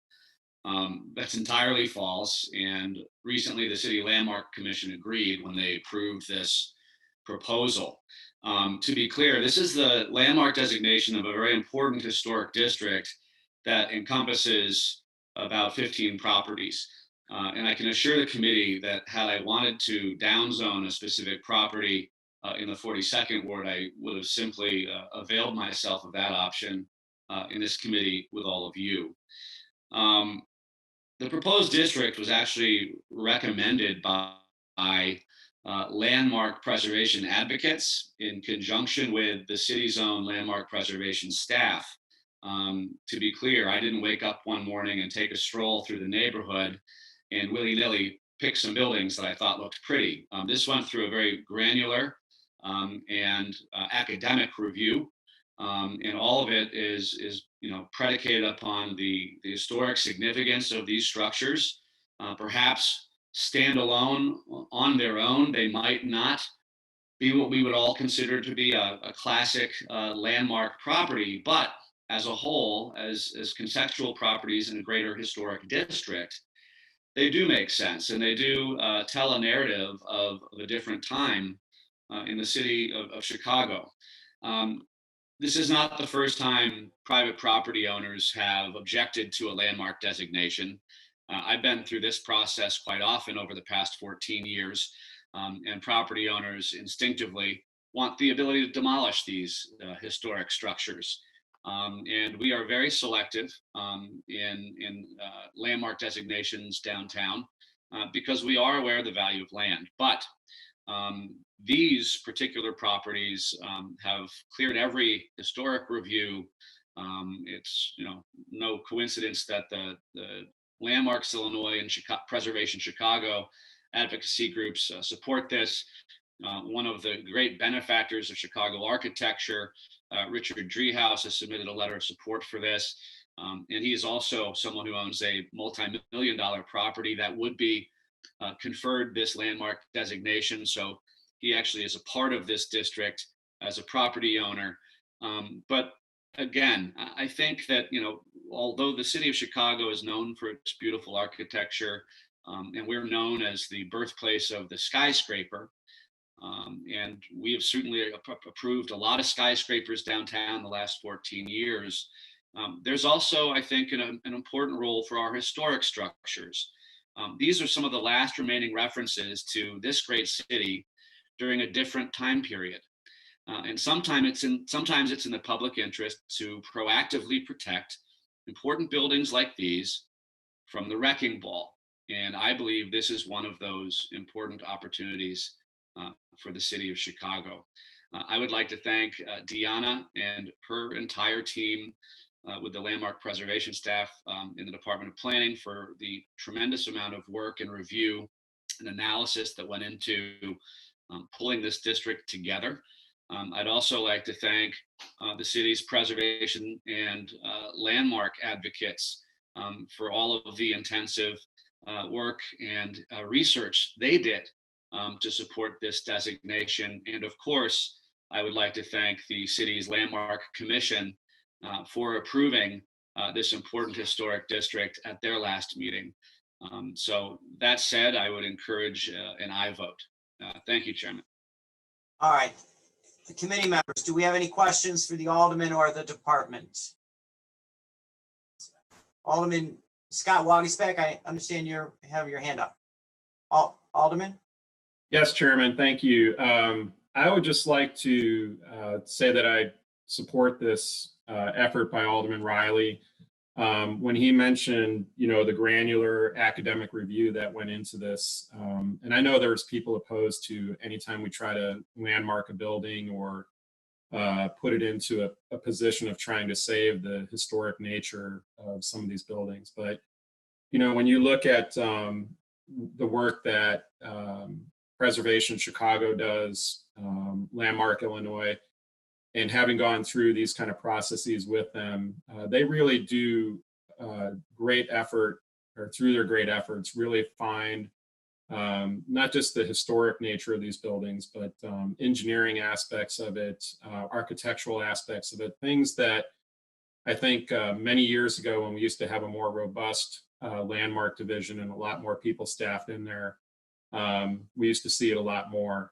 But I want to encourage people to continue to do this kind of work because it's important for the history of our city. And I feel that the work that Alderman Riley has done here is a great asset to our city. So I just want to show my support. I think when you look at these buildings, they are beautiful buildings.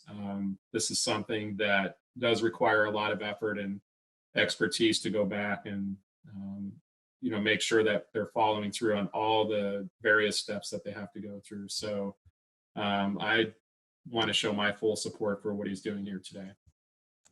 Thank you, Alderman. Thank you, Chairman. Thank you, Alderman. Alderman Pat Dowell, I think, would like to comment on this or ask a question. Yes, no, I just want to say bravo to my colleague, Alderman Riley, for being proactive and thinking and forward thinking on designating these buildings as historic. I know how difficult sometimes it can be to preserve, historic buildings, but these historic buildings preserve Chicago's history and add character to our communities. So I just wanted to say, I wish I had a set. I mean, I do have a lot of historic buildings in the Bronzeville part of my community, and I know how difficult this was, and I just wanted to congratulate Alderman Riley. Good job. Thank you, Chairman Dowell. All right. Any other questions? So before I take a motion, I had a question about for Alderman Riley. Alderman, and maybe Deanna, I know I've been to the Driehaus Museum. But is that, which ones are the Driehaus buildings in this portfolio? Can you? Deanna may want to speak to that. Yes, Chairman. 17 East Erie is the property in question. Okay, so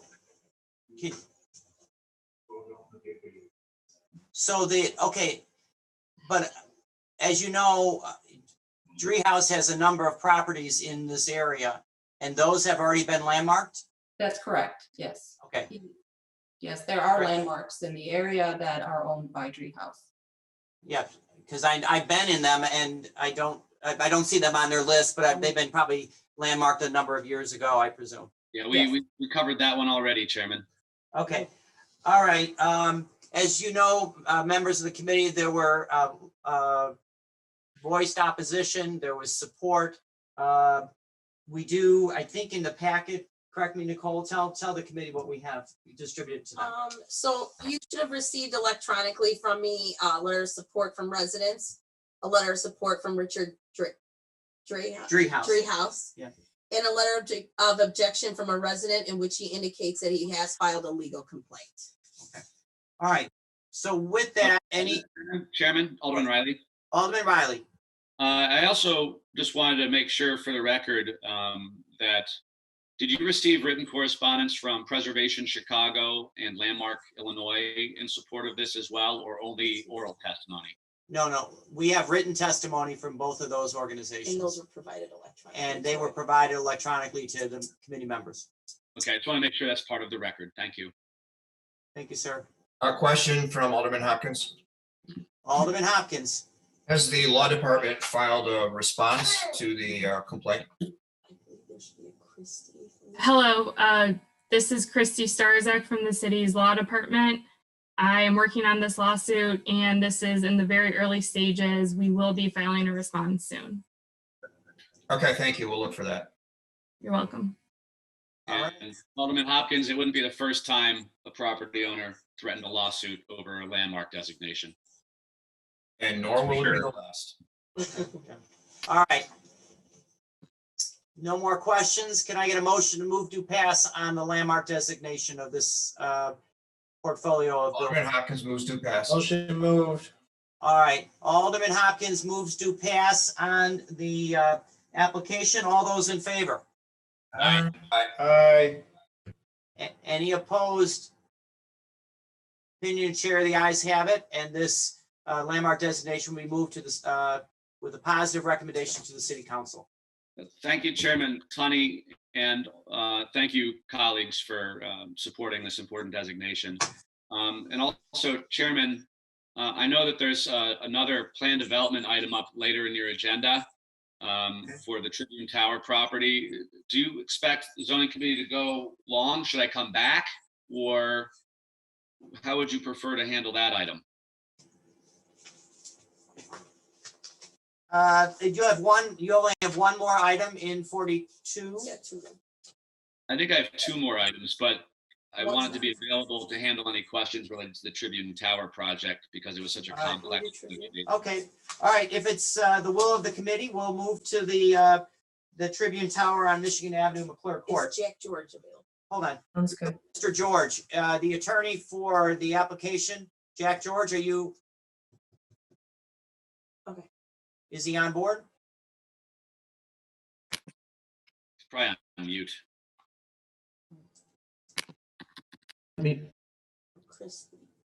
Yes, can you hear me, Mr. Chairman? Oh, yeah, there's that familiar voice. All right, Jack, are you ready to move on the Tribune Tower project? Yes, I am, Mr. Chairman. Okay, then we're gonna go out of the order once again for Alderman Riley, and we're gonna be, tell me what page. Committee members, it will be on page 12. All right, for committee members. Top of page 12. Top of page 12. And I'll read it into the record. Document number 20323, 42nd Ward Ordinance referred on January 15th of 2020. The document number 02020-94. Common address 421 through 451 North Michigan Avenue, 137 to 209 East Illinois, and 458 through 78 North City Front Plaza Drive. The change request. Change request, DX12. Yeah, okay. Change request DX12 and DX16 to DX12, then to residential business plan development. All right, Mr. George. Thank you, Mr. Chairman and members of the committee. My name is John George. I'm an attorney, and I have offices at 71 South Wacker. I'm here this morning on behalf of the applicant, which is Tribune Tower East, which is the owner in connection with the proposed residential plan development. As you've indicated, Mr. Chairman, this is in the 42nd Ward. It's at the southeast corner of Michigan Avenue and Illinois Street and has frontage on Cityfront Plaza Drive, as well as bears the common address of 421 North Michigan Avenue. As you've indicated, Mr. Chairman, what we're proposing to do is to change the zoning designations from DX12 and DX16 downtown mixed-use districts to a unified DX12 downtown mixed-use district, and then to a residential business plan development. But before presenting the specific details of this proposed development, I would like to inform the committee that this application received the recommendation of the Chicago Plan Commission when it was before them last week on May the 8th. And I would respectfully request at this time, Mr. Chairman and members of the committee, that the report of proceedings before the Plan Commission and all the reports and documents that were previously submitted to the Department of Planning be incorporated into and be made a part of the proceedings before this committee this morning. Alderman Raboyes moves to incorporate the records from the Plan Commission. All those in favor? Aye. Any opposed? The ayes have it. The records are incorporated. Subject site, which you can see up on your screen there, measures 132,241 square feet in that site area and is currently improved with the designated Chicago Landmark Tribune Tower and also a surface parking lot. The proposed plan development will be divided into three sub-areas. Sub-area A is currently improved with the aforementioned Chicago Landmark Tribune Tower. The applicant has already received building permits and is in the process of renovating the Chicago Tribune Tower to include retail uses on the ground floor and 162 for-sale dwelling units in the floors above, with 261 below-grade parking spaces and 7 loading berths, which are off of lower North Water Street. Sub-area B is currently the site of the surface parking lot. The applicant will be removing the surface parking lot to make way for a 1,442 foot tall building, which is have 102 floors. The building will contain retail and commercial uses, along with 200 hotel keys and 564 dwelling units, consisting of 125 for-sale units and 439 rental units, with access to 426 parking spaces and again 7 loading berths located below grade. Sub-area C is in an area located within the public plaza known as Pioneer Court and will remain as such in the part of the public plaza. This plan has been reviewed and approved by the Chicago Department of Transportation. The proposed vehicular access to the parking and loading for the existing Tribune Tower is from the lower level of North Water Street.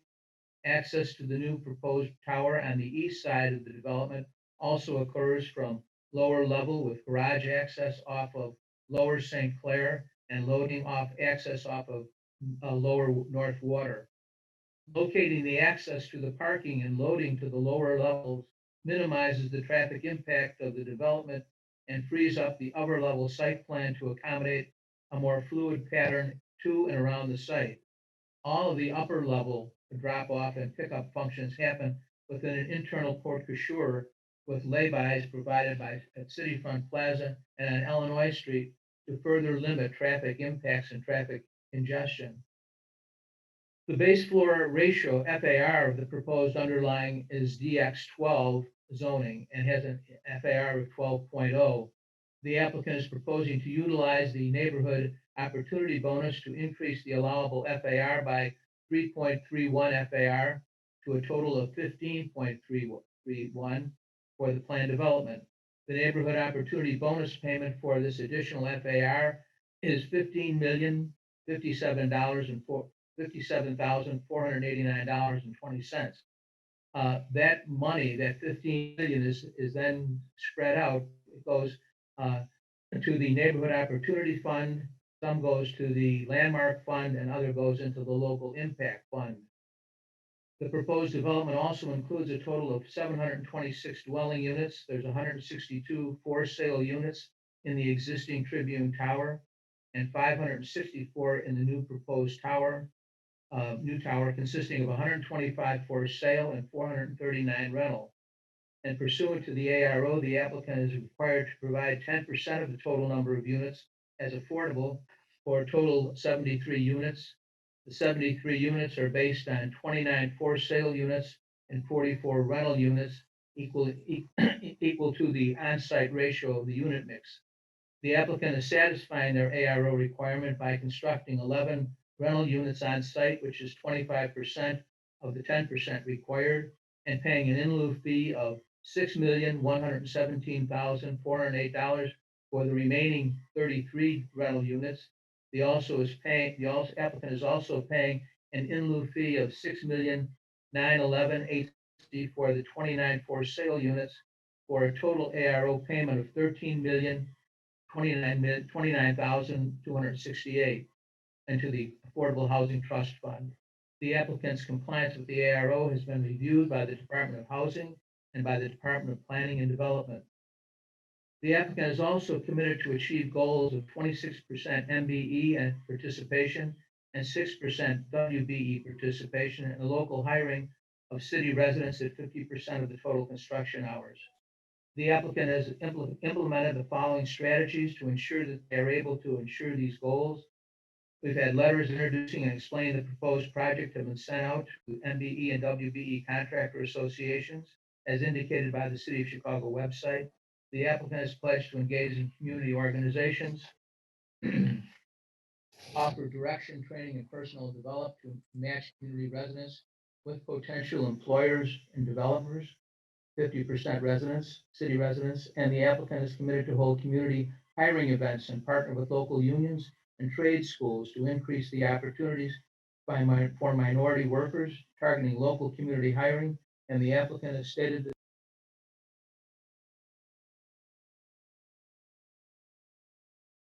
they will require all bidding subcontractors to conform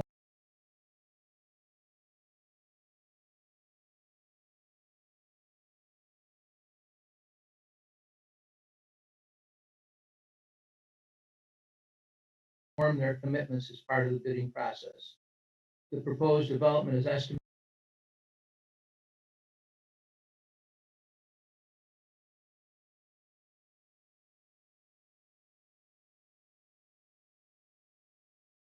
to have a construction cost of $700,000.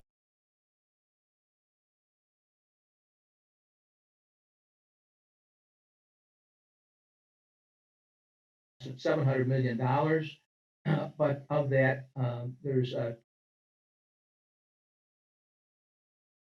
200, that does not include, that includes the cost of the land, and it also includes contributions to the fund. So the net construction cost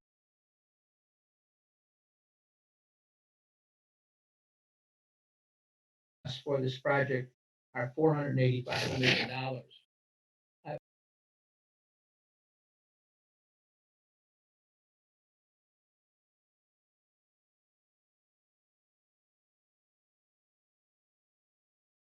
I want to just pause here at a moment and just, when I was before the Plan Commission,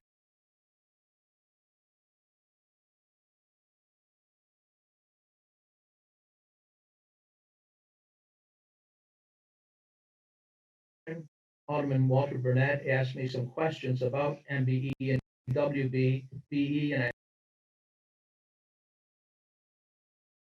I thought I would just insert some of this into this presentation now before I finish up with the rest of it. With respect to the Tribune Tower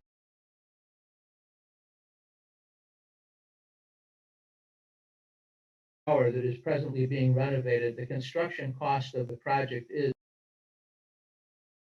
$225 million. 26% of that number is $58.5 million for MBE contractors, and 6% of that number is $13.5 million for WBE contractors.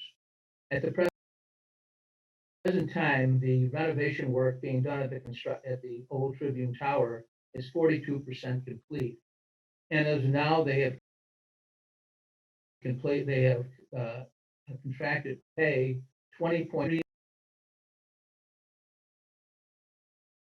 million to MBE contractors, and they've committed to pay 10.1 million to WBE contractors. And they will continue to strive. And if they haven't achieved those goals, any leftover goal that they have to satisfy, they would take up in a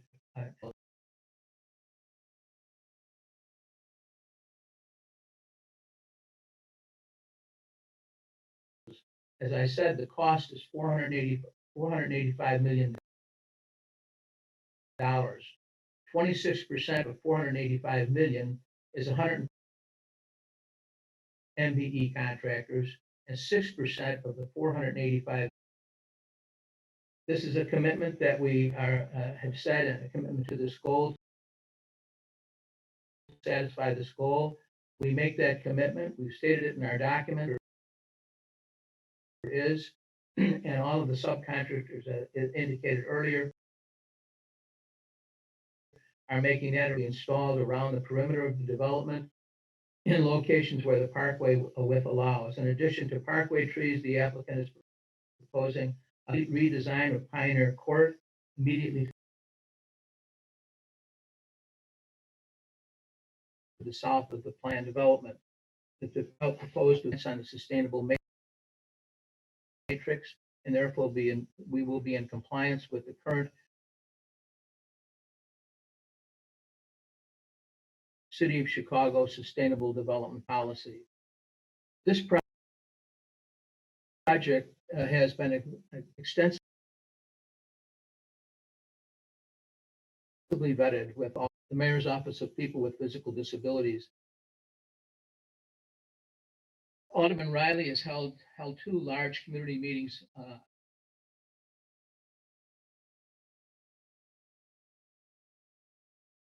with Streeterville Organization of Active Residents, SOAR.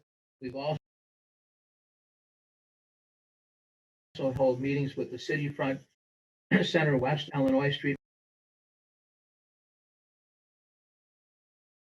residents, as well as numerous meetings with Alderman Riley and the Department of Planning and Development. This particular case was before Alderman Riley and the community for over 2 years. The meetings people at the second one. The amount of work that Alderman Riley requested of us and the Department of Planning this project, and one that we were glad to attend. And I think what's before you today by DPD and by the community, and our project is really a better project today than what it was when we started, because of all the comments and input that we received as a result of this process.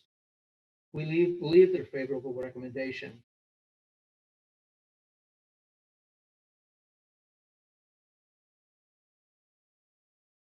I would like to thank Alderman Riley, the Department of Planning and Development, all of the staff, particularly Noah Safranik, who worked so hard on this. We stand ready to answer any questions concerning this mission. He submitted a detailed letter of support, and I know he's here today to speak on this project. And thank you very much for allowing me to make the presentation. George, what is the wish of Alderman Riley? Do we want questions from committee? Alderman Riley. Thank you, Chairman. This has been a long and involved negotiation over the past 2 years, as was noted by Council. We co-hosted 2 community meetings where the development team. These public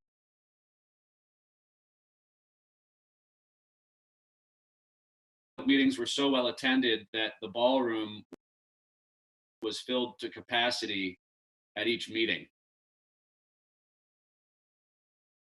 In addition to City Front Center West Association, who are the immediate neighbors to this property, SOAR, which is the neighbor, as well as the residents of the Condominium Association at 240 East Illinois Street, who are immediately adjacent to the site. The applicant is already renovating the existing Chicago landmark, which will happen.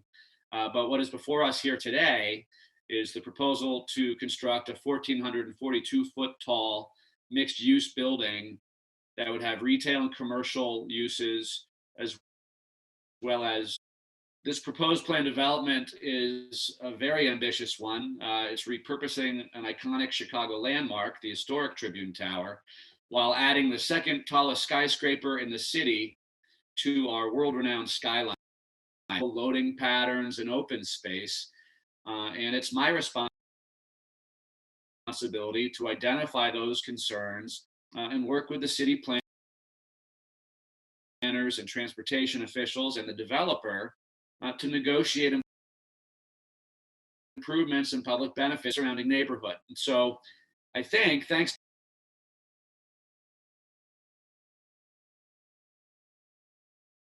to our robust and thorough public process, we had no shortage of opinions and feedback from the surrounding neighborhood. Following meetings with SOAR, the neighborhood, and meetings with local stakeholders, we condensed all of those concerns into a working punch list of various infrastructure. As a result of that process, many important design changes were made. Base at Upper City Front Plaza, and a rather Spartan offering in its original landscape plan for Pioneer Court.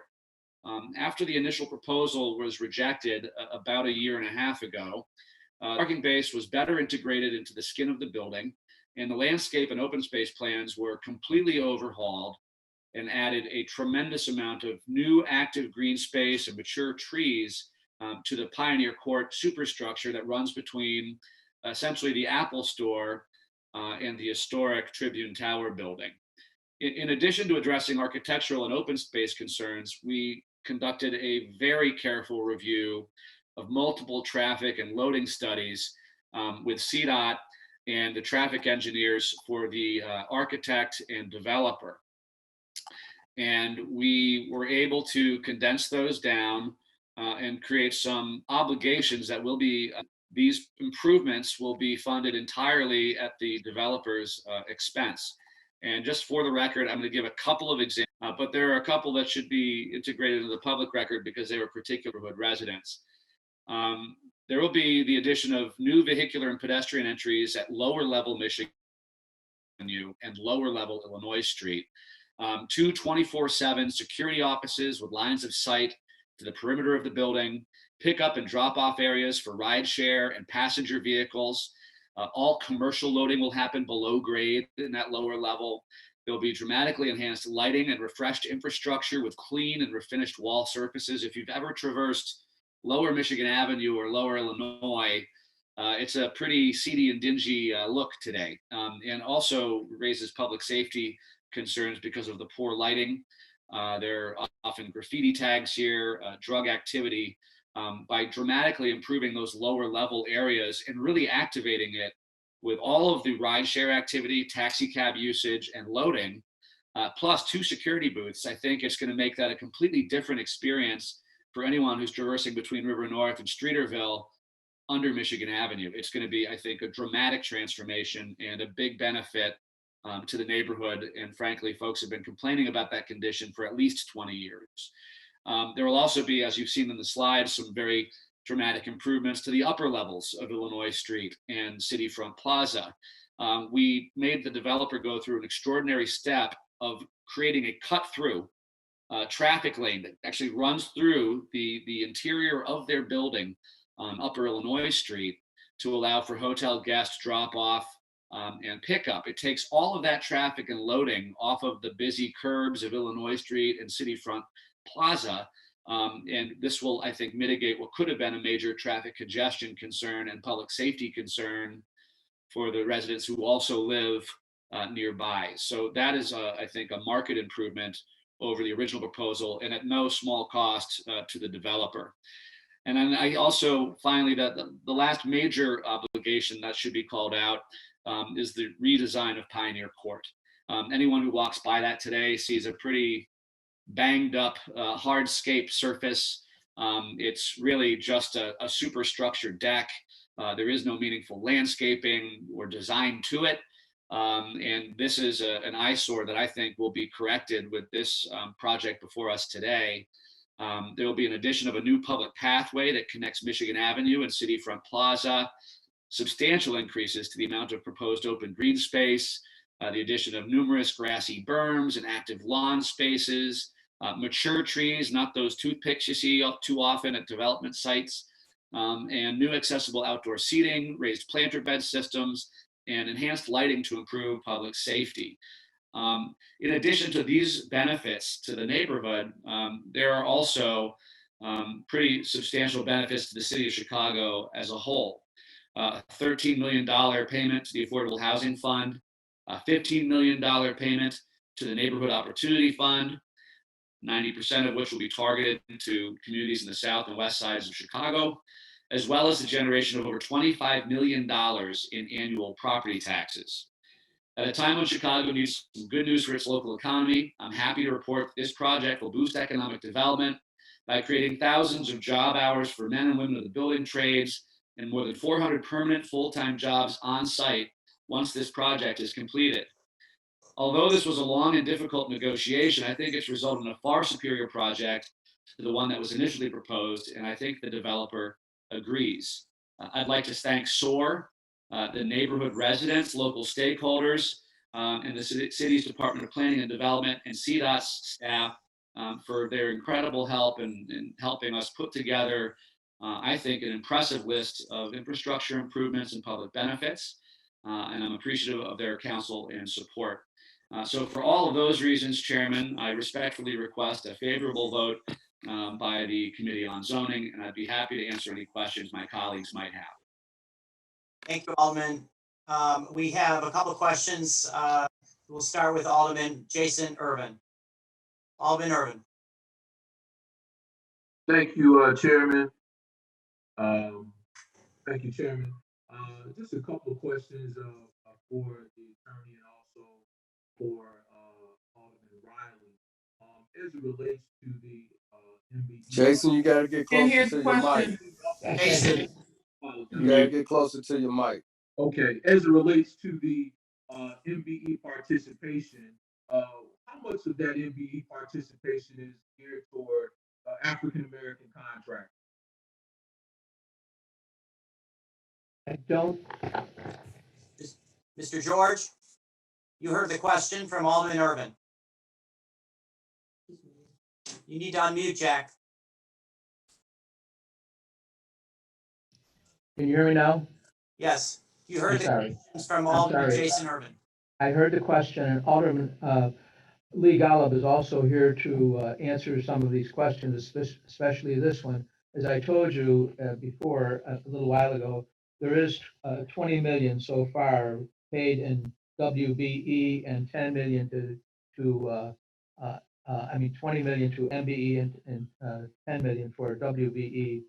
I have a list here of some of the contractors who that money has been committed to pay, but I don't know which ones are to black contractors or not.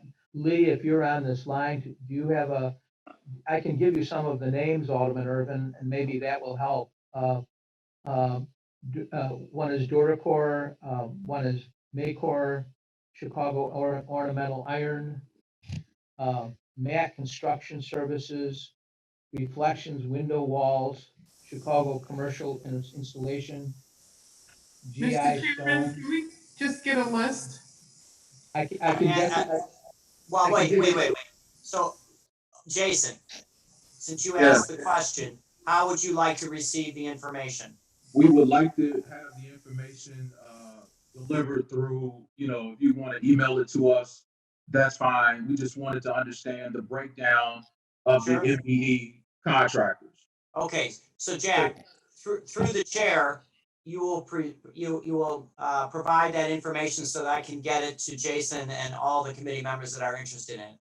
Sure, I'll be glad to do it right after we finish today. I'll be glad to email it to you, Mr. Chairman. Because Point obviously of we need. information, Mr. Chair. All right, point of information, Alderman Dow. If Alderman Irvin would agree, can we get that information broken down by ethnicity and the amount paid to that particular contractor or subcontractor? All right, so you heard the clarification. Jack, George, are you prepared to do that? I did. I don't know, Alderman Dahl, I don't know if I can do that right away. I'll try to. As soon as I finish this presentation today, I'll go back to the contractors, to CIM and to Lee Golub from Golub and Company, and ask them if they can break that down for me as quickly as they can. And as soon as I have it, I'll get it to you right away through Alderman, through the chairman of the committee. I'll get that to you right away. Not the point of information, Mr. All right, Chairman. Alderman Burnett on a point of information. Yeah, Mr. Chairman, from you and I being on the plan commission, I had questions in reference to this, and I want to ask the developer again. I asked at the plan commission, would his general contractor consider joint venturing with an African American contractor? Mr. Chairman, I don't know if Lee Golub has been unmuted, but I think Lee Golub is on the call. Lee, can you answer that question, please? Yes, can you hear me? Oh, Mr. Golub, Yes. this is Chairman Tunney. Would you identify yourself for the record? Are you aware of the questions via the conference? Okay. Yes, my name is Lee Golub. I'm a managing principal with Golub and Company, partner in the development of this project. Yes, Alderman Burnett, as we discussed at the Plan Commission, we have not chosen, we're too soon to choose who our general contractor will be for the second phase tower, but for sure, one of the requests will be made in our RFP when we go out to contractors is a possible JV with minority-owned firms, and also definitely for sure the participation goal of the 26.6, and anything that was not achieved in phase one to be made up in phase two of the 26.6 as a totality of the joint PD of both projects being part of the PD. All right, so between Aldermans Burnett and Jason and Pat Dowell on points of information and information that will be forwarded to me and then subsequently to all of you. Are there any more? I know there's more questions, but can I proceed to Alderman Lopez on a question? I did have, actually, I apologize. Alderman Burnett asked the question that I was going to ask about. Go back to Jason. Are you okay? All right, Yeah. Jason. No, I'm okay now. Alderman Burnett asked a question that was my next question, so we're good on that. Okay. And thank you, Mr. Chairman, All right. for allowing us a question. Thank you. All right, Alderman Dowell, do you have additional questions or just clarification and point of information that you wanted to bring to the committee's attention? No, I have questions. I'll wait till after Alderman Lopez, who had his hand up before me. Thank you, Alderman Lopez. Thank you, Chairman. Good morning, good afternoon, committee.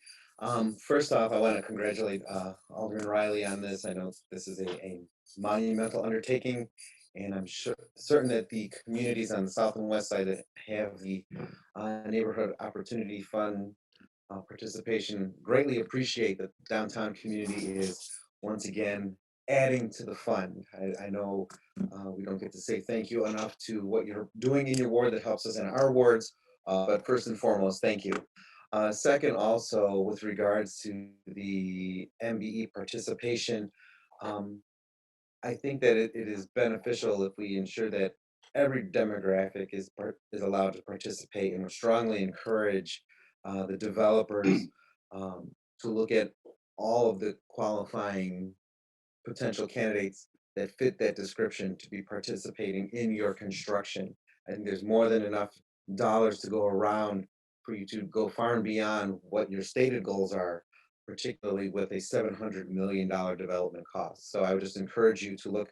I know my colleagues are vocal about hiring an African-American community there, as rightfully they should be, but there are also other members of that same classification who need to be encouraged to participate as well.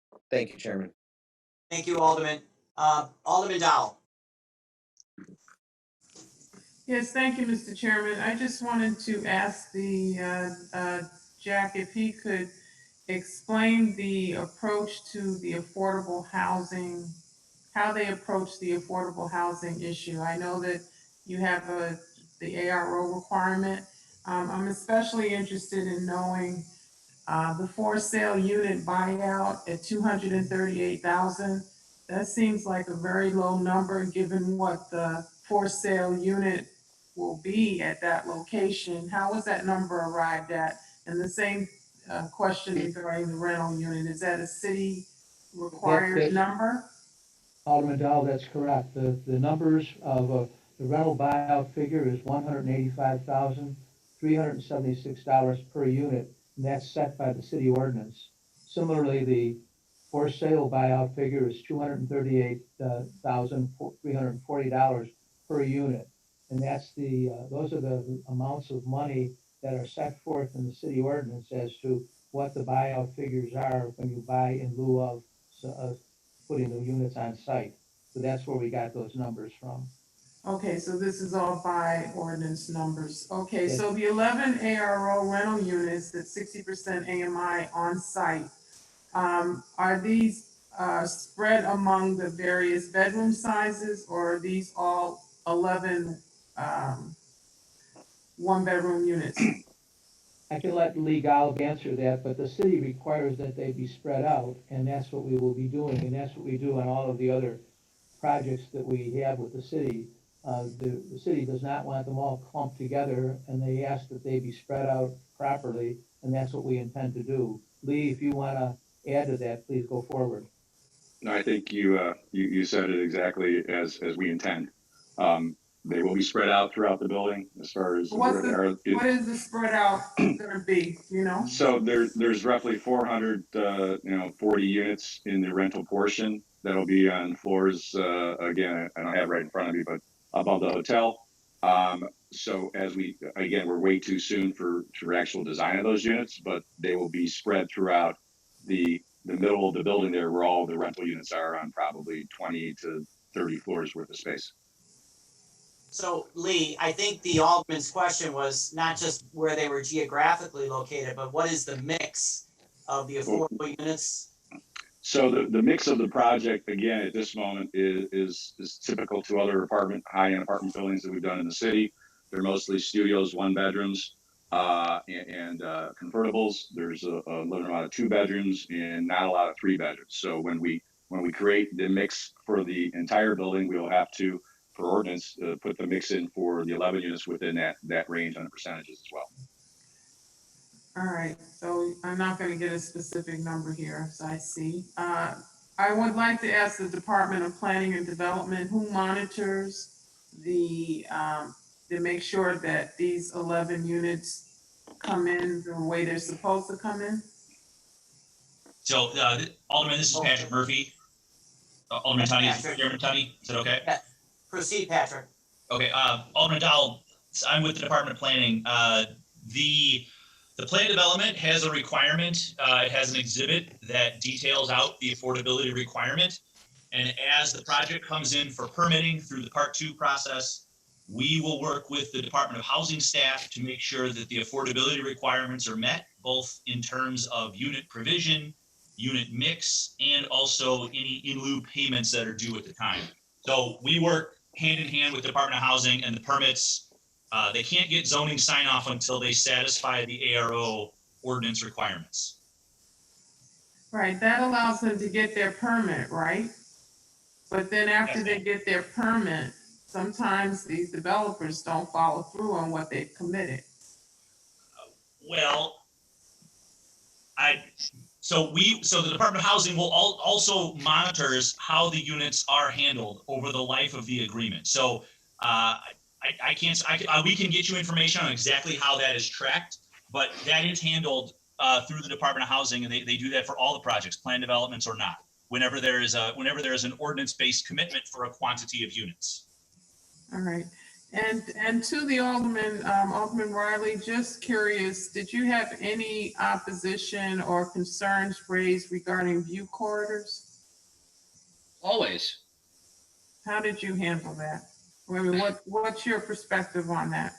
Well, I have a preface for nearly every community meeting in my ward that if you have concerns about quality of life issues, traffic, loading, open space, street furniture, we're here to help, and let's find a way to create some public benefits in the project. But if your sole purpose is to oppose the project to protect your view, that's nearly an impossibility in the central business district.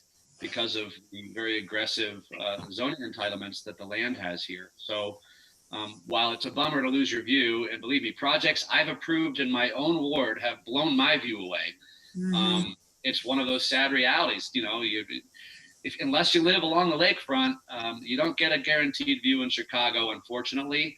That said, we do work with the developer to try and position the podium and the tower in a sensitive way that's as respectful of as many view corridors as possible. And frankly, the design of this particular tower, it's helpful that it's very tall and very skinny, was I think, very respectful of neighbors' views generally. Of course, there are always going to be a few losers in the process, but yeah. Thank you, Alderman. I appreciate your answer, and I don't know who the architect is on this one, but it's a very nice looking building. Congratulations. Thank you, Alderman Dow. All right, Alderman Walter Burnett, do you have a questions, sir? Yeah, I just have a comment. First of all, I want to commend the Alderman. I know how much work it is doing these things and all of those meetings, and considering all of the different interests that's concerned about this. You guys have come to a beautiful project. This is a very stunning building. I think it's going to be a landmark in the city of Chicago that people, I can see that guy who does those the river tours, architectural tours, talking about this building. Because it's a very, very beautiful building. I just want to commend the developer also at a time that we're in right now, for him and his investors to still be pursuing it. I think is a big win for the city of Chicago. All of the money going toward the Neighborhood Opportunity Fund, the 15 million to 13 million going to the affordable housing. The Affordable Housing Fund is beneficial to a lot of people outside of the downtown area, which is appreciative. Of course, all of us would wish that it had more affordable housing. That was expressed at the Plan Commission, but we understand the price points in these areas and the costs. I also want to say I had the opportunity to meet Mr. Golub on several occasions around a bunch of good people who have consideration for hiring people in the neighborhood. And he also appears to be in that same vein. And I look forward to him encouraging the contractors that may be working on this development to work with the community. Congratulations to you, Alderman. Congratulations to the developer, the architect, and also congratulations to your community. Thank you, Alderman Burnett. All right. Thank you. Our final question, I believe, on this is from Alderman Cicho Lopez. Yeah, thank you, Chairman. And it's just a comment in terms of some of the comments that some of our colleagues have made about the importance of the follow through in terms of minority participation or minority contracting. I think I will suggest that we, as we are obviously seeing a lot of the projects coming in front of us, with proposals of the neighborhood opportunity funds and obviously minority participation, I do think that we need to make sure that we have a good process of binding agreements. So I'd like to propose that we work on that so we have consistency across the board on that, and also full transparency so that there's indeed a commitment for this 26% minority participation. So I want to comment on that. And the other thing about the neighborhood opportunity funds, again, since I'm part of obviously right now the affordable requirement ordinance reform that we've been part of, definitely would be good for our committee to make sure that we have a detailed information about neighborhood opportunity funds and how they're operating so that we can have a better understanding of how this process works. Thank you again, Chairman. Thank you, Alderman. Can I get a motion to move this item? Alderman Kappelman moved to pass. Alderman Kappelman, is that correct? Moves Yes. Pass on the item as revised. All those in favor? Aye. Any opposed? Opinion chair, the ayes have it, and we'll report it out if and when we receive all this information to the committee members. And as Mr. Golub said and Walter Burnett said, this is not a new request. This was something that was, I think, addressed to the Plan Commission. So once we get that information to our office, we have your preferred emails and we will get that to you ASAP. All right, all righty. Thank you. Thank you. And Alderman Riley, we're going to stay with Mr. George and in the 42nd Ward. That's his item. And if you want to stay on, it'd be great. Otherwise, I think you. I've informed the folks waiting for me that they'll have to wait a little bit longer, so I can stay. Okay, so then we'll, let me read into the document number 20348, 42nd Ward. Ordinance was referred on February 19th of 2020. Common address 220 to 340 South Canal Street, 500 to 530 West Van Buren Street, 201 through 339 South Clinton Street, and 501 through 531 West Adams.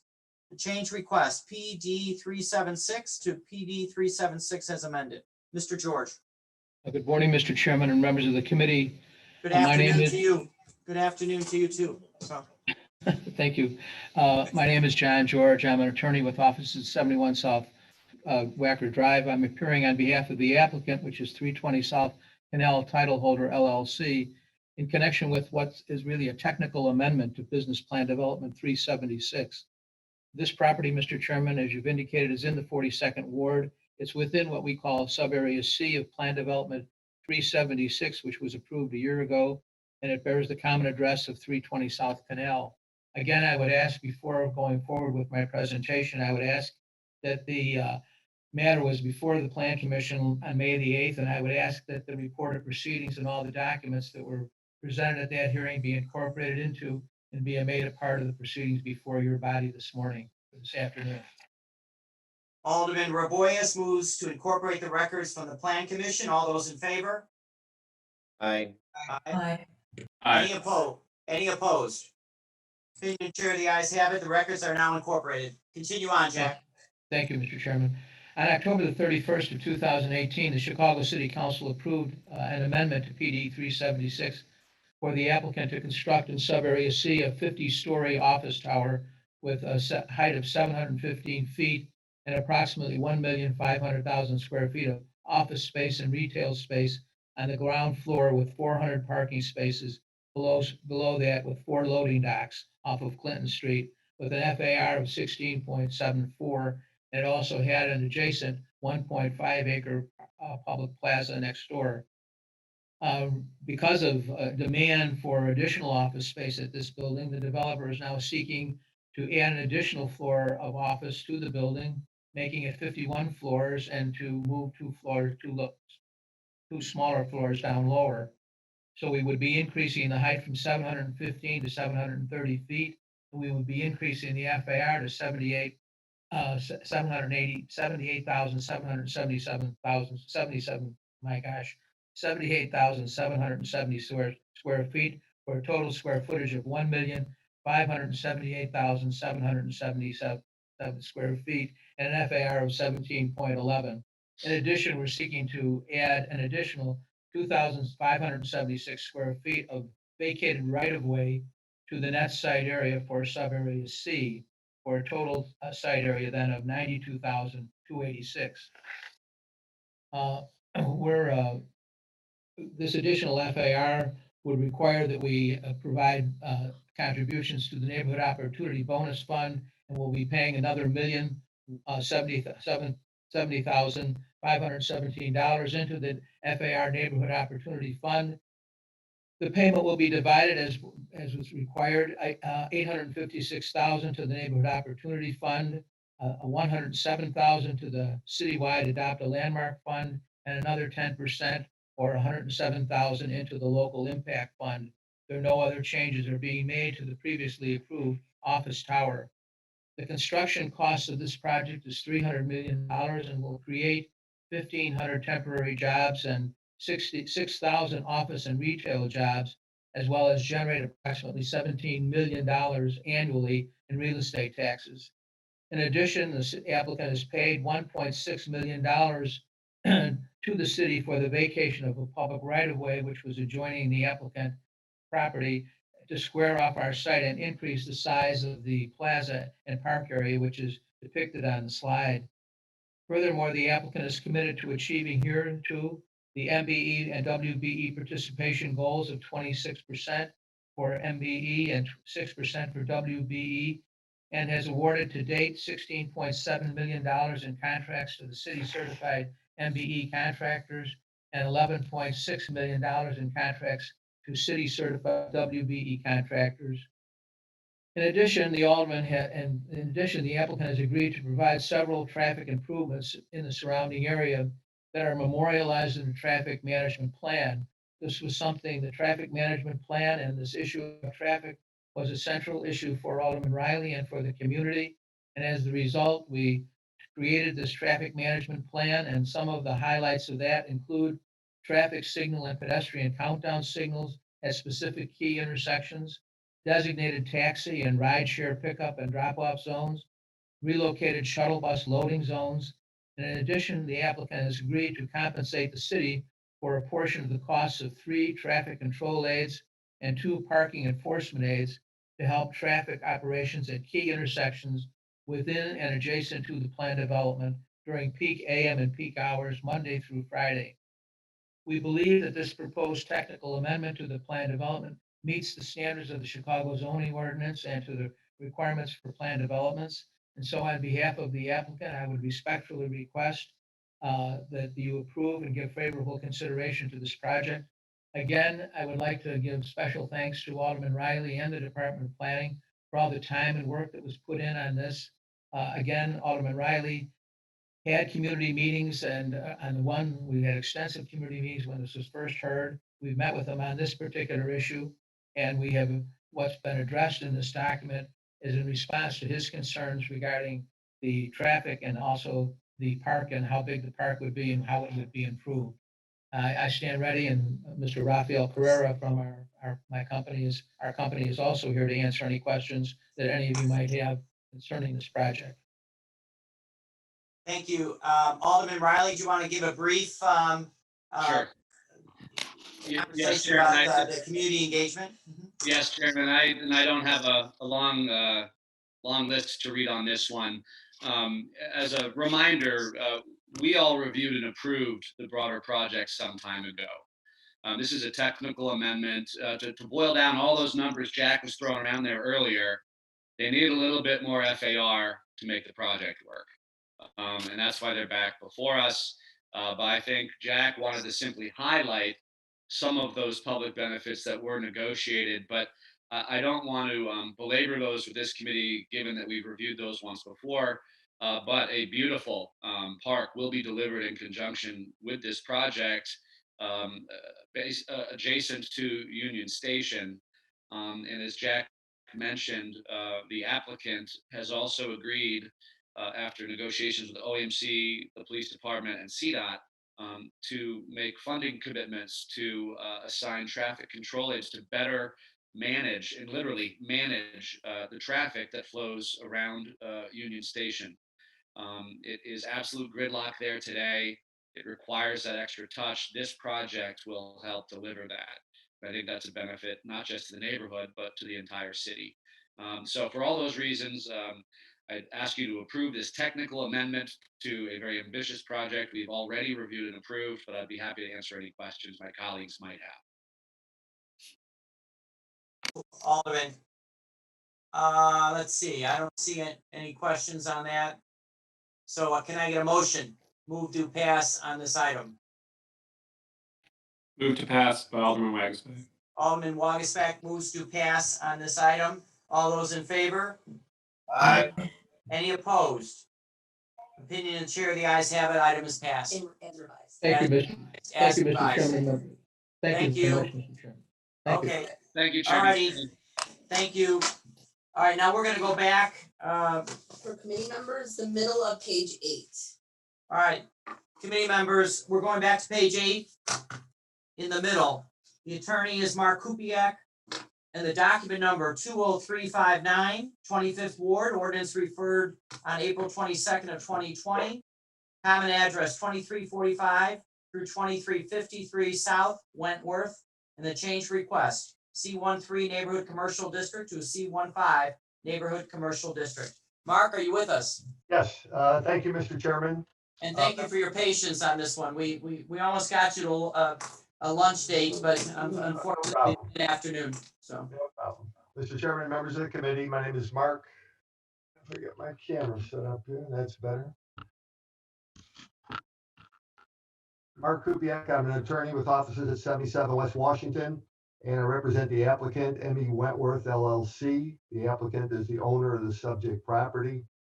This zoning change would provide additional floor area and additional height to allow the applicant to build an upper floor addition to the existing hotel and retail building and allow the applicant to establish a penthouse dwelling unit, one dwelling unit within the proposed upper floor addition.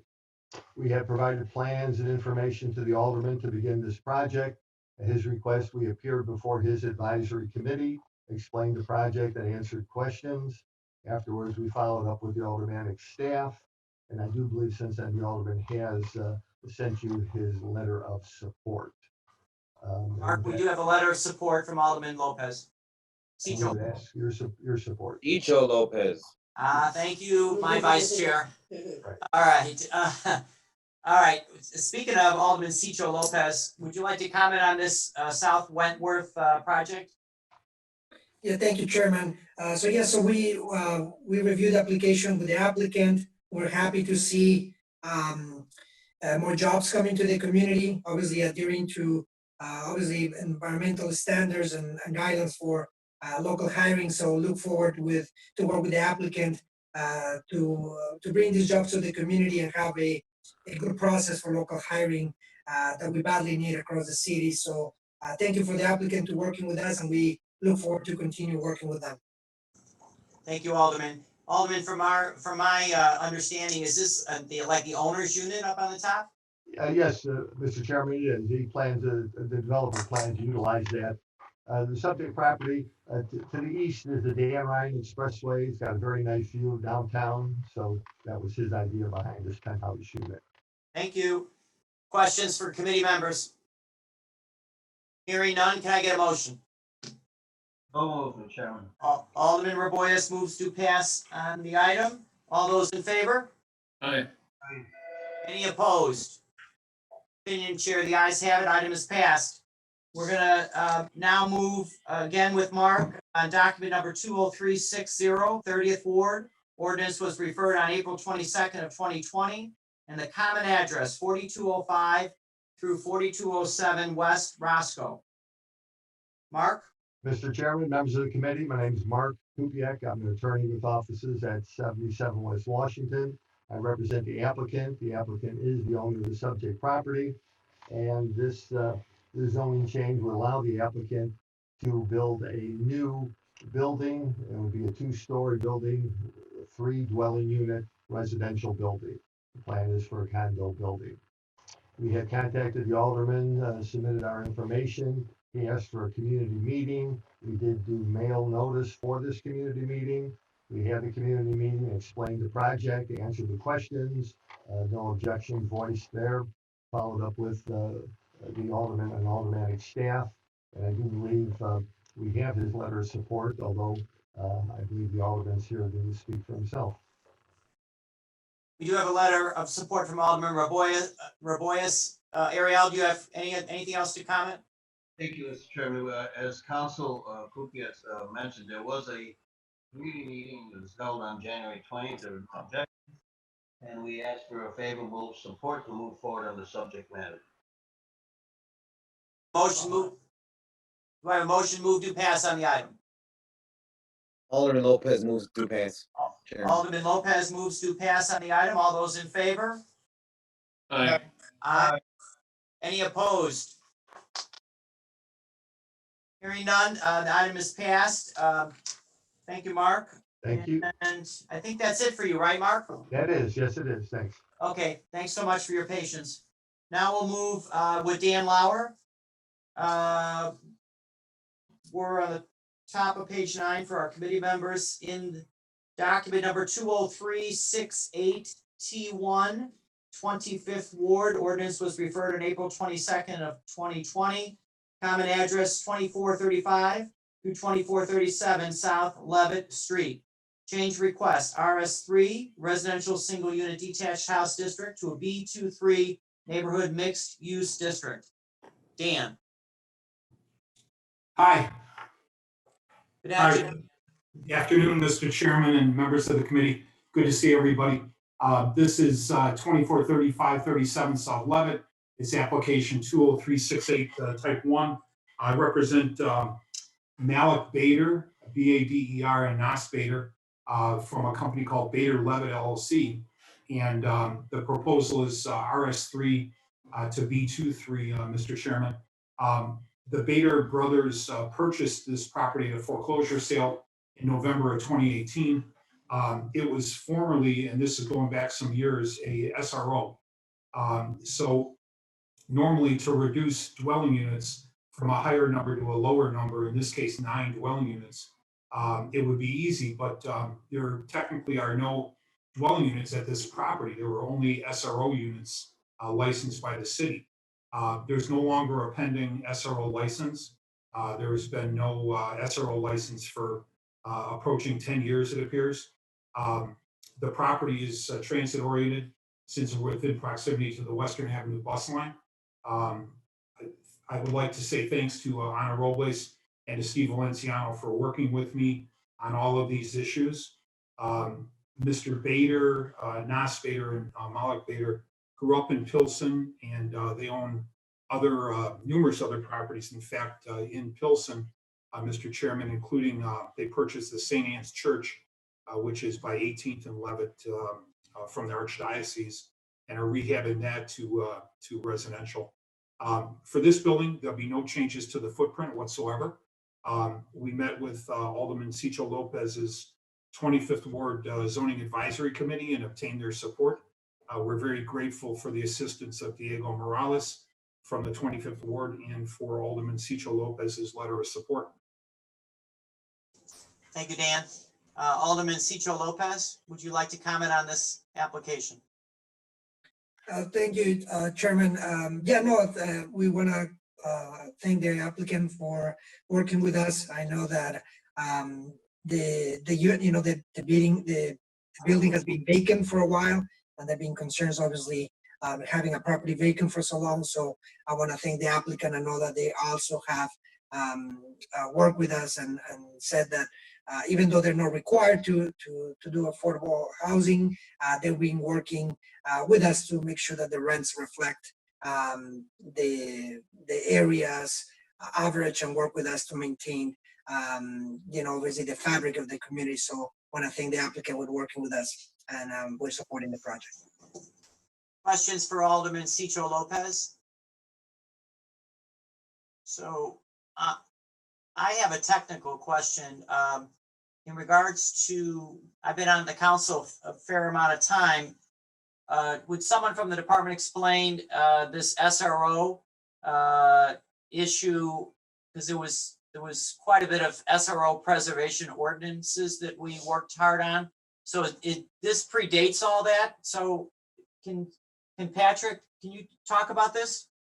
Yes, Chairman.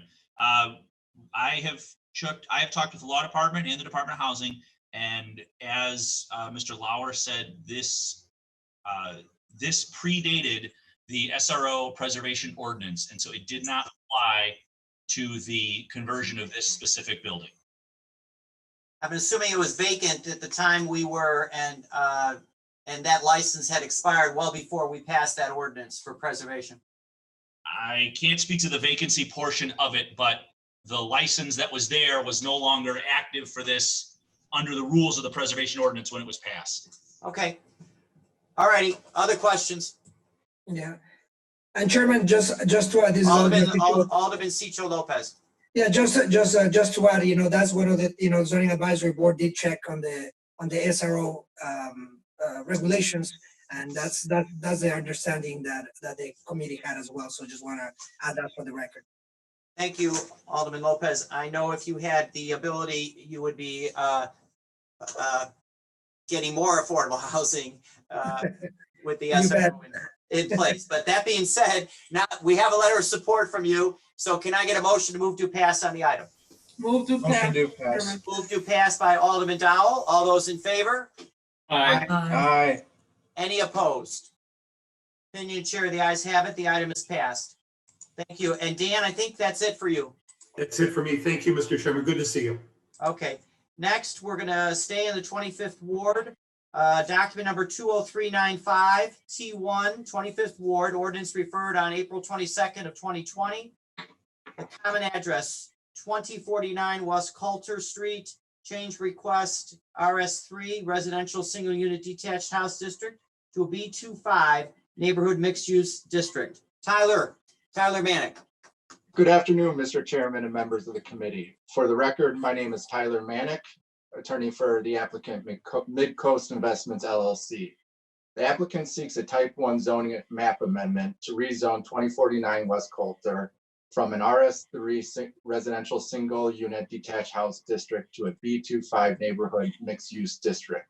The purpose of the rezoning is to bring the existing non-conforming building into compliance with a zoning district in terms of its bulk and density standards to allow the applicant, who also owns the building, to make renovations to preserve the existing building and legalize the 4th floor unit of the existing 4-story 8-unit building. The applicant is going to be providing 2 affordable units as part of this project. And after getting the building permits approved for the renovations, downzone it back to its RS3 zoning district. Prior to filing this application, the applicant met with the alderman and participated in a meeting with the zoning advisory council for the alderman. After these meetings, alderman has kindly given us his letter of support. And with the support of the alderman, I respectfully request that this committee favorably recommend the passage of the proposed zoning map amendment, and I'd be happy to answer any questions.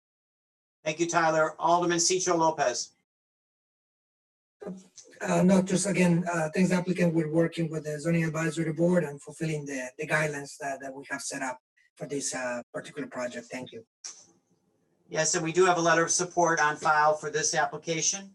Any questions for the alderman or the applicant? Hearing none, do I get a motion? So moved, Alderwoman Haddon. Alderman Haddon moves to pass on this item. All those in favor? Aye. Aye. Any opposed? Opinion chair, the ayes have it, and the item is passed. Thank you, Tyler. Thank you. Good afternoon. You too.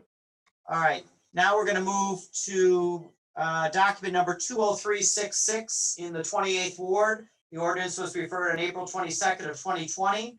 This common address is 4848 West Madison Street, and the change request, B32 Community Shopping District to a C12 Neighborhood Commercial District. Bob Gamrath. Good afternoon, Mr. Chairman, members of the committee. Rob Gamrath with Burke, Moore, and McKay and Saratella, appearing on behalf of the applicant Purely Cold Storage and Warehousing LLC. The applicant is seeking a zoning change from the B32 Community Shopping District to the C12 Neighborhood Commercial District. The property is currently a vacant former butcher shop focused on retail sales to the public. The applicant purchased the property and is in the wholesale butcher shop business, selling to grocery stores, restaurants, and other wholesale purchasers. The current B32 district limits butcher shops to retail sales, and the zoning change to C12 is needed to allow for a wholesale butcher shop. We are proposing no changes to the building, and this is really a textbook adaptive reuse being proposed. We have met with Alderman Urban and local members of the community, and the proposed zoning change has been well received. I believe you have a letter of support from Alderman Urban, and I saw that Alderman Urban was also present at this meeting. Thank you. Alderman Urban.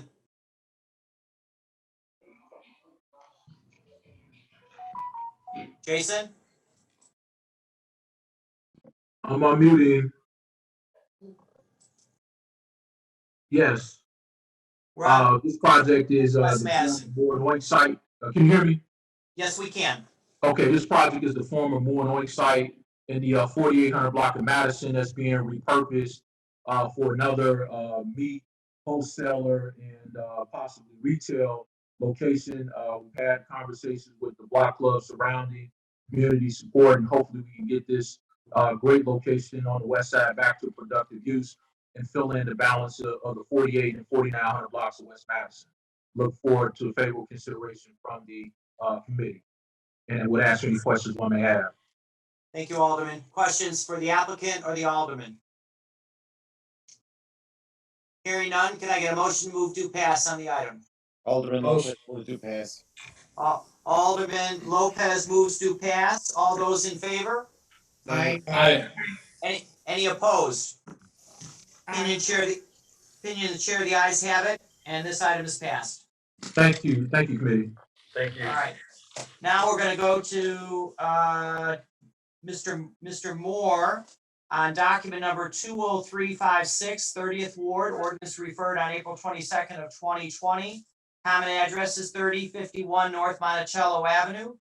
And the change request, RS3 residential single unit detached house district to an RT4 residential 2-flat townhouse and multi-unit district. Good afternoon, Mr. Chairman. Good afternoon, Mr. Chairman and members of the committee. My name, for the record, is Tom Moore. This is a single-family, 4-story building that's non-conforming. The ground floor is, which has always been used as a basement, is above ground. And to make it, a young family, the O'Connells, have moved into it, and they hope to make it their family home, and they'd like to renovate and make the basement usable space. So we've met with Alderman Raboyes and asked him if he would support an RS3 to an RT4 to make this a conforming property. He supported it. The O'Connells shared their plans with their neighbors, and we're aware of no opposition, and we have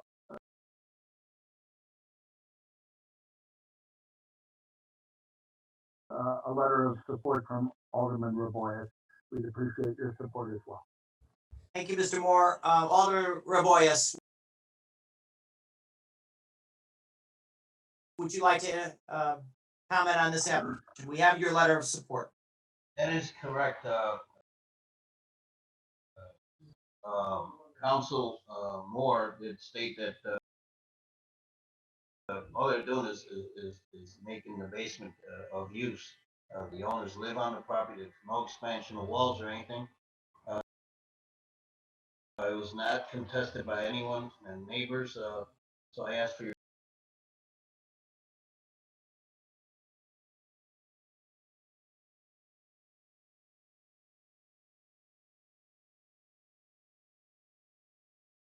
favorable support.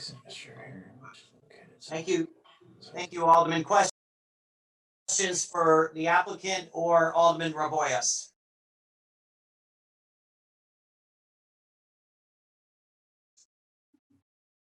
And before I ask,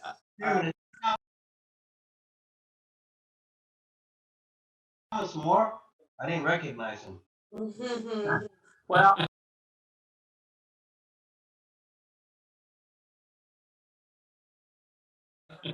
two months without him. This is the first time I wore a suit in 2 months. Good for you. Yeah, I didn't recognize you either, Mr. Moore, but I think we have Alderman Lopez on a question.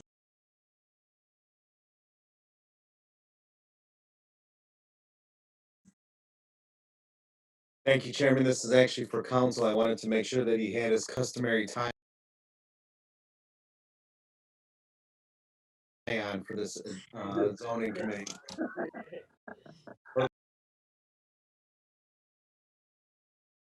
Perfect. Just had to make sure we were not losing tradition here.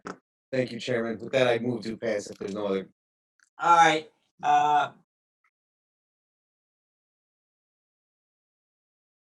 Alderman Lopez has a motion moved to pass on the item. All those in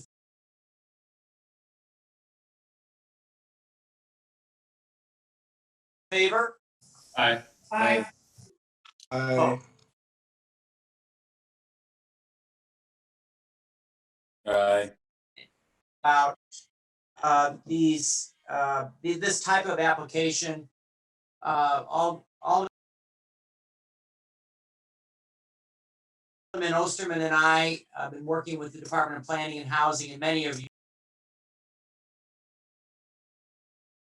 you on trying to make these zoning applications less of a burden actually on the applicant and the property owner. So we look forward to working with you, Alderman Osterman, on next. We're still with Mr. Moore, but we're now in the 47th Ward on document number 20351. The ordinance in the 40 was introduced or referred on April 22nd of 2020, townhouse and multi-unit district. Mr. Moore. Thank you. My name for the record is Tom Moore, and this application you, Mr. Chairman, were just talking about. This is a existing 4-story building, there's 3 legal apartments, but this application is to allow the build out and the permitting of the ground floor for a 4th apartment. And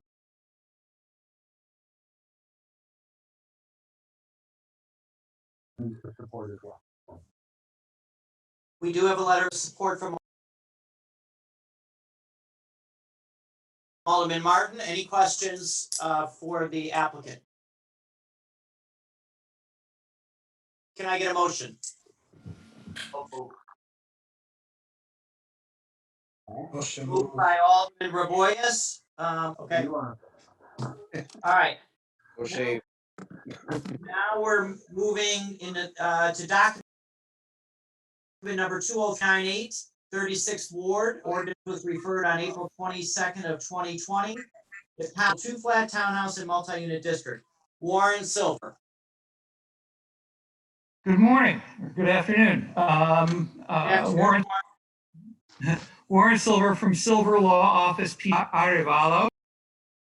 She is the owner of a brick bungalow that she purchased in 2015 from a builder who had added a 2nd floor addition.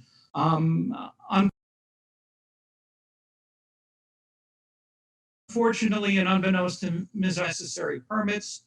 When she went to apply for a permit to do a fence, she found this out and is seeking to correct that. In order to do so, we're RT 3.5 to accommodate the floor area of the addition. Once approved, assuming that this committee and the city council approves the request, we will also need an administrative adjustment to conform the previously existing 1st floor walls. We've been in communication with Alderman Villegas's office. Alderman Villegas is transmitted to the committee. Warren, we do have his letter of support. Lopez on a question.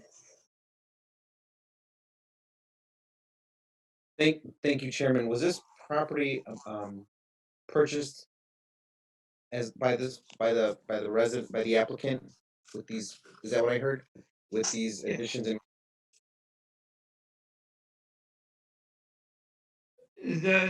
Everything that's existing now had already been built out when she was shown the property and decided to purchase it. She had no idea that the addition had been built without permits.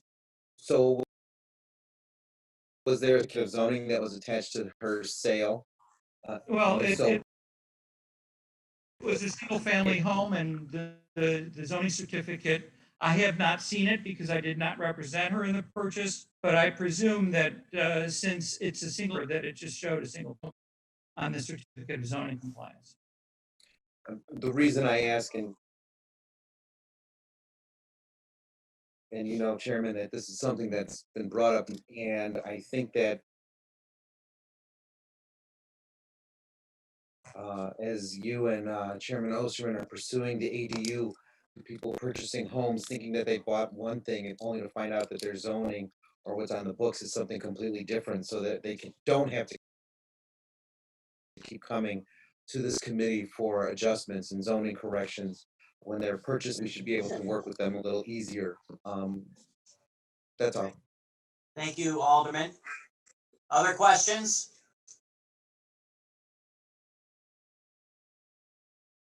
Do I get a motion? Do I get a motion? Motion to pass. So move. All those in favor? Aye. Any opposed? Opinion chair, the ayes have it, and the item is passed. Thank you, Warren. All right, now we're, for our committee members, top of it, document number 20363, 38th Ward, ordinance was referred out of 2020, common address 4801 North Austin Avenue, change request, B for Jonathan Wolf. Yes, can you hear me okay? Yes. Great, thank you and good afternoon, Mr. Chairman and members of the zoning committee. My name is Jonathan Wolf and this is Virgil Mazzeo brewing craft beer in 2017.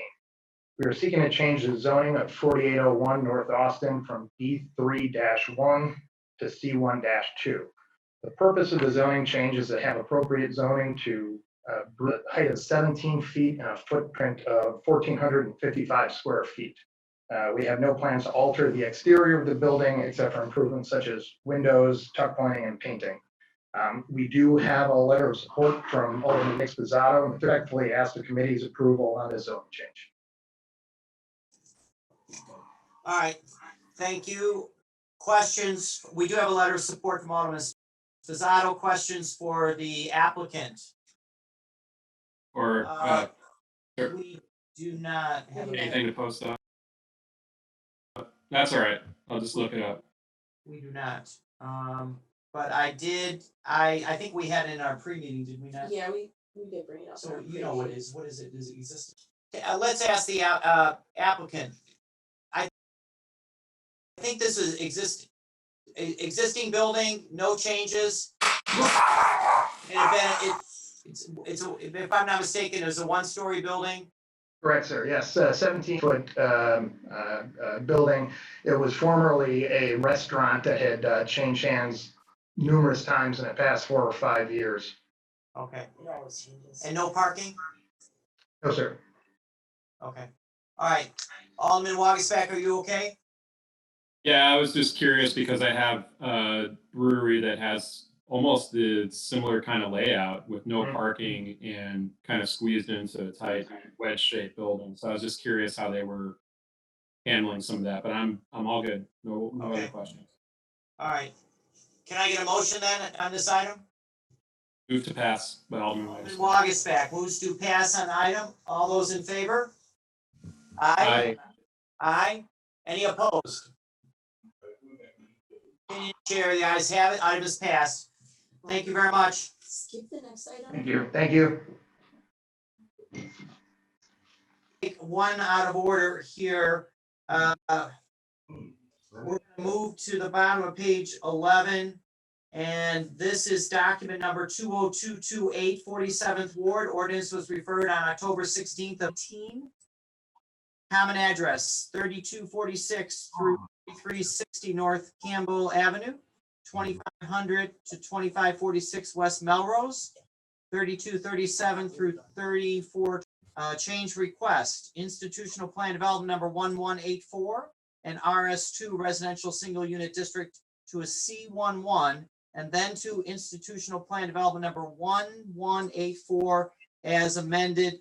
For my colleagues, this was the DeVry site that we'll hear from Liz Butler.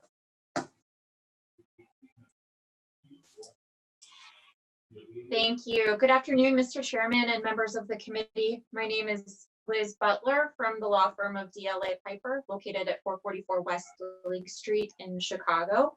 And I represent the applicant in this matter, DePaul College Prep Foundation, who is the applicant for a PD amendment for the property located at this series of addresses, 3300 North Campbell Avenue. The applicant is seeking to rezone the property from its current institutional planned development number 1184 and RS2 to a unified C11 district, and then to institutional planned development number 1184 as amended, in order to incorporate new property into the planned development at the north, and to eliminate sub-area boundaries, and finally to facilitate the phased addition of new campus facilities to serve the high school. This PD amendment was considered and recommended for approval by the Chicago Plan Commission on May 8th, 2020, and we would request that the transcript of those proceedings and the resolution from the Plan Commission be incorporated into the record here today. Alderman Cicho Lopez moves to incorporate the records from the Plan Commission. All those in favor? Aye. Any opposed? Opinion chair, the ayes have it. The records are now incorporated. Carry on, Liz. Thank you. DePaul College Prep is a high-performing, nonprofit, co-ed college prep high school that serves grades 9 through 12.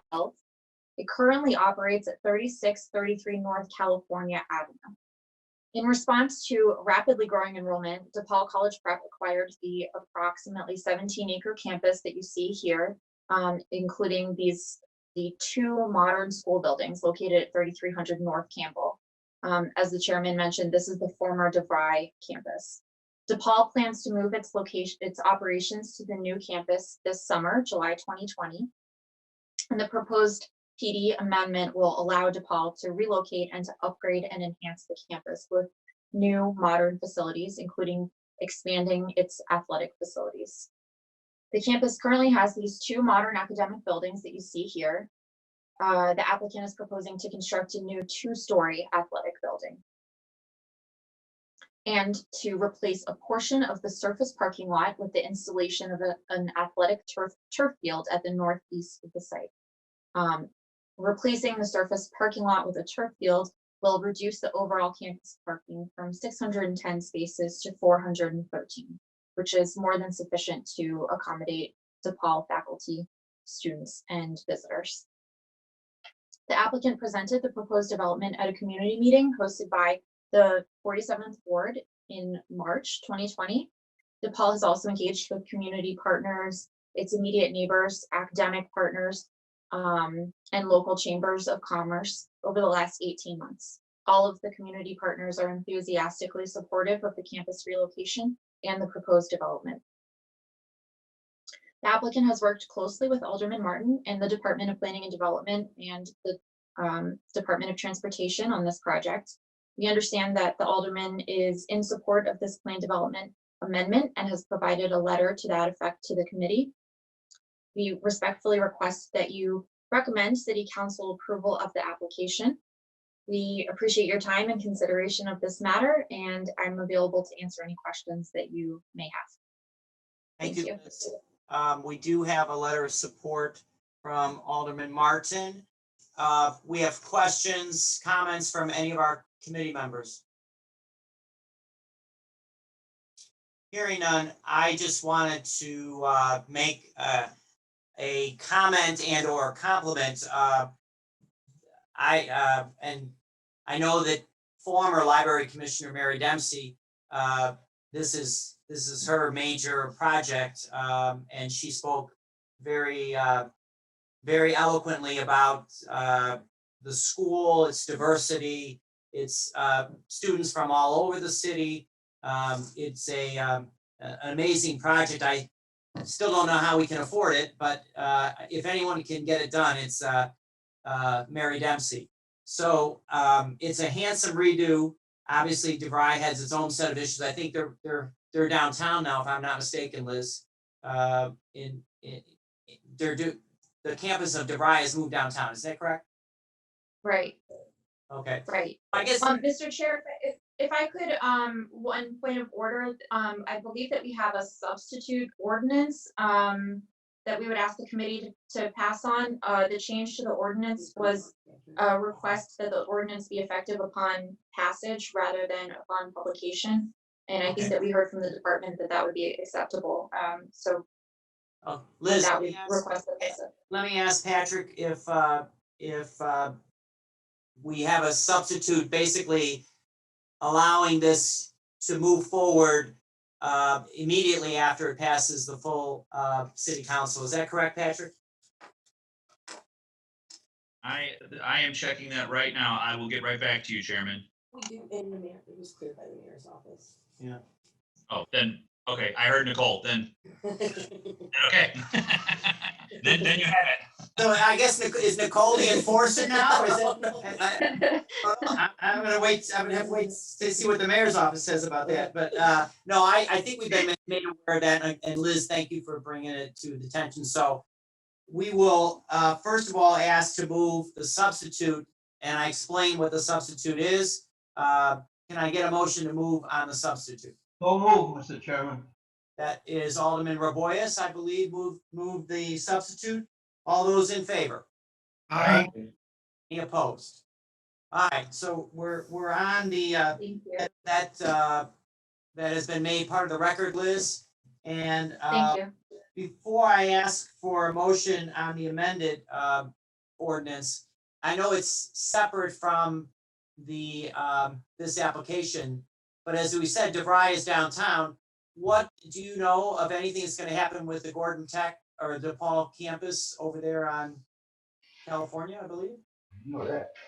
So DePaul currently is a tenant, and their lease will end and they'll move out and it will revert back to current ownership. I'm not aware of what the future plans are for the current campus. Okay. All right. Thank you. All right. So with that, can I get a motion move to pass on the amended Motion move. revised ordinance? Motion move. To pass. Is that Alderman Cardona? Yes. Thank you, Alderman. Alderman Cardona moves do pass on the ordinance. All those in favor? Aye. Aye. Aye. Any opposed? Opinion of the chair, the ayes have it, and this item is approved as amended and revised. Thank you, Liz. Thank you. All right. Thank you. Now we're going to move back to with Harlan Powell on item number 20355, 43rd Ward. Ordinance was referred on April 22nd of 2020. The common address, 1959 North Halsted Street, and the change request, a B32 community shopping district to a C12 neighborhood commercial district. Harlan Powell.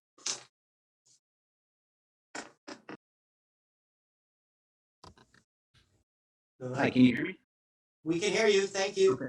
Thank you very much. I lost my video and I think I'm restarting right now.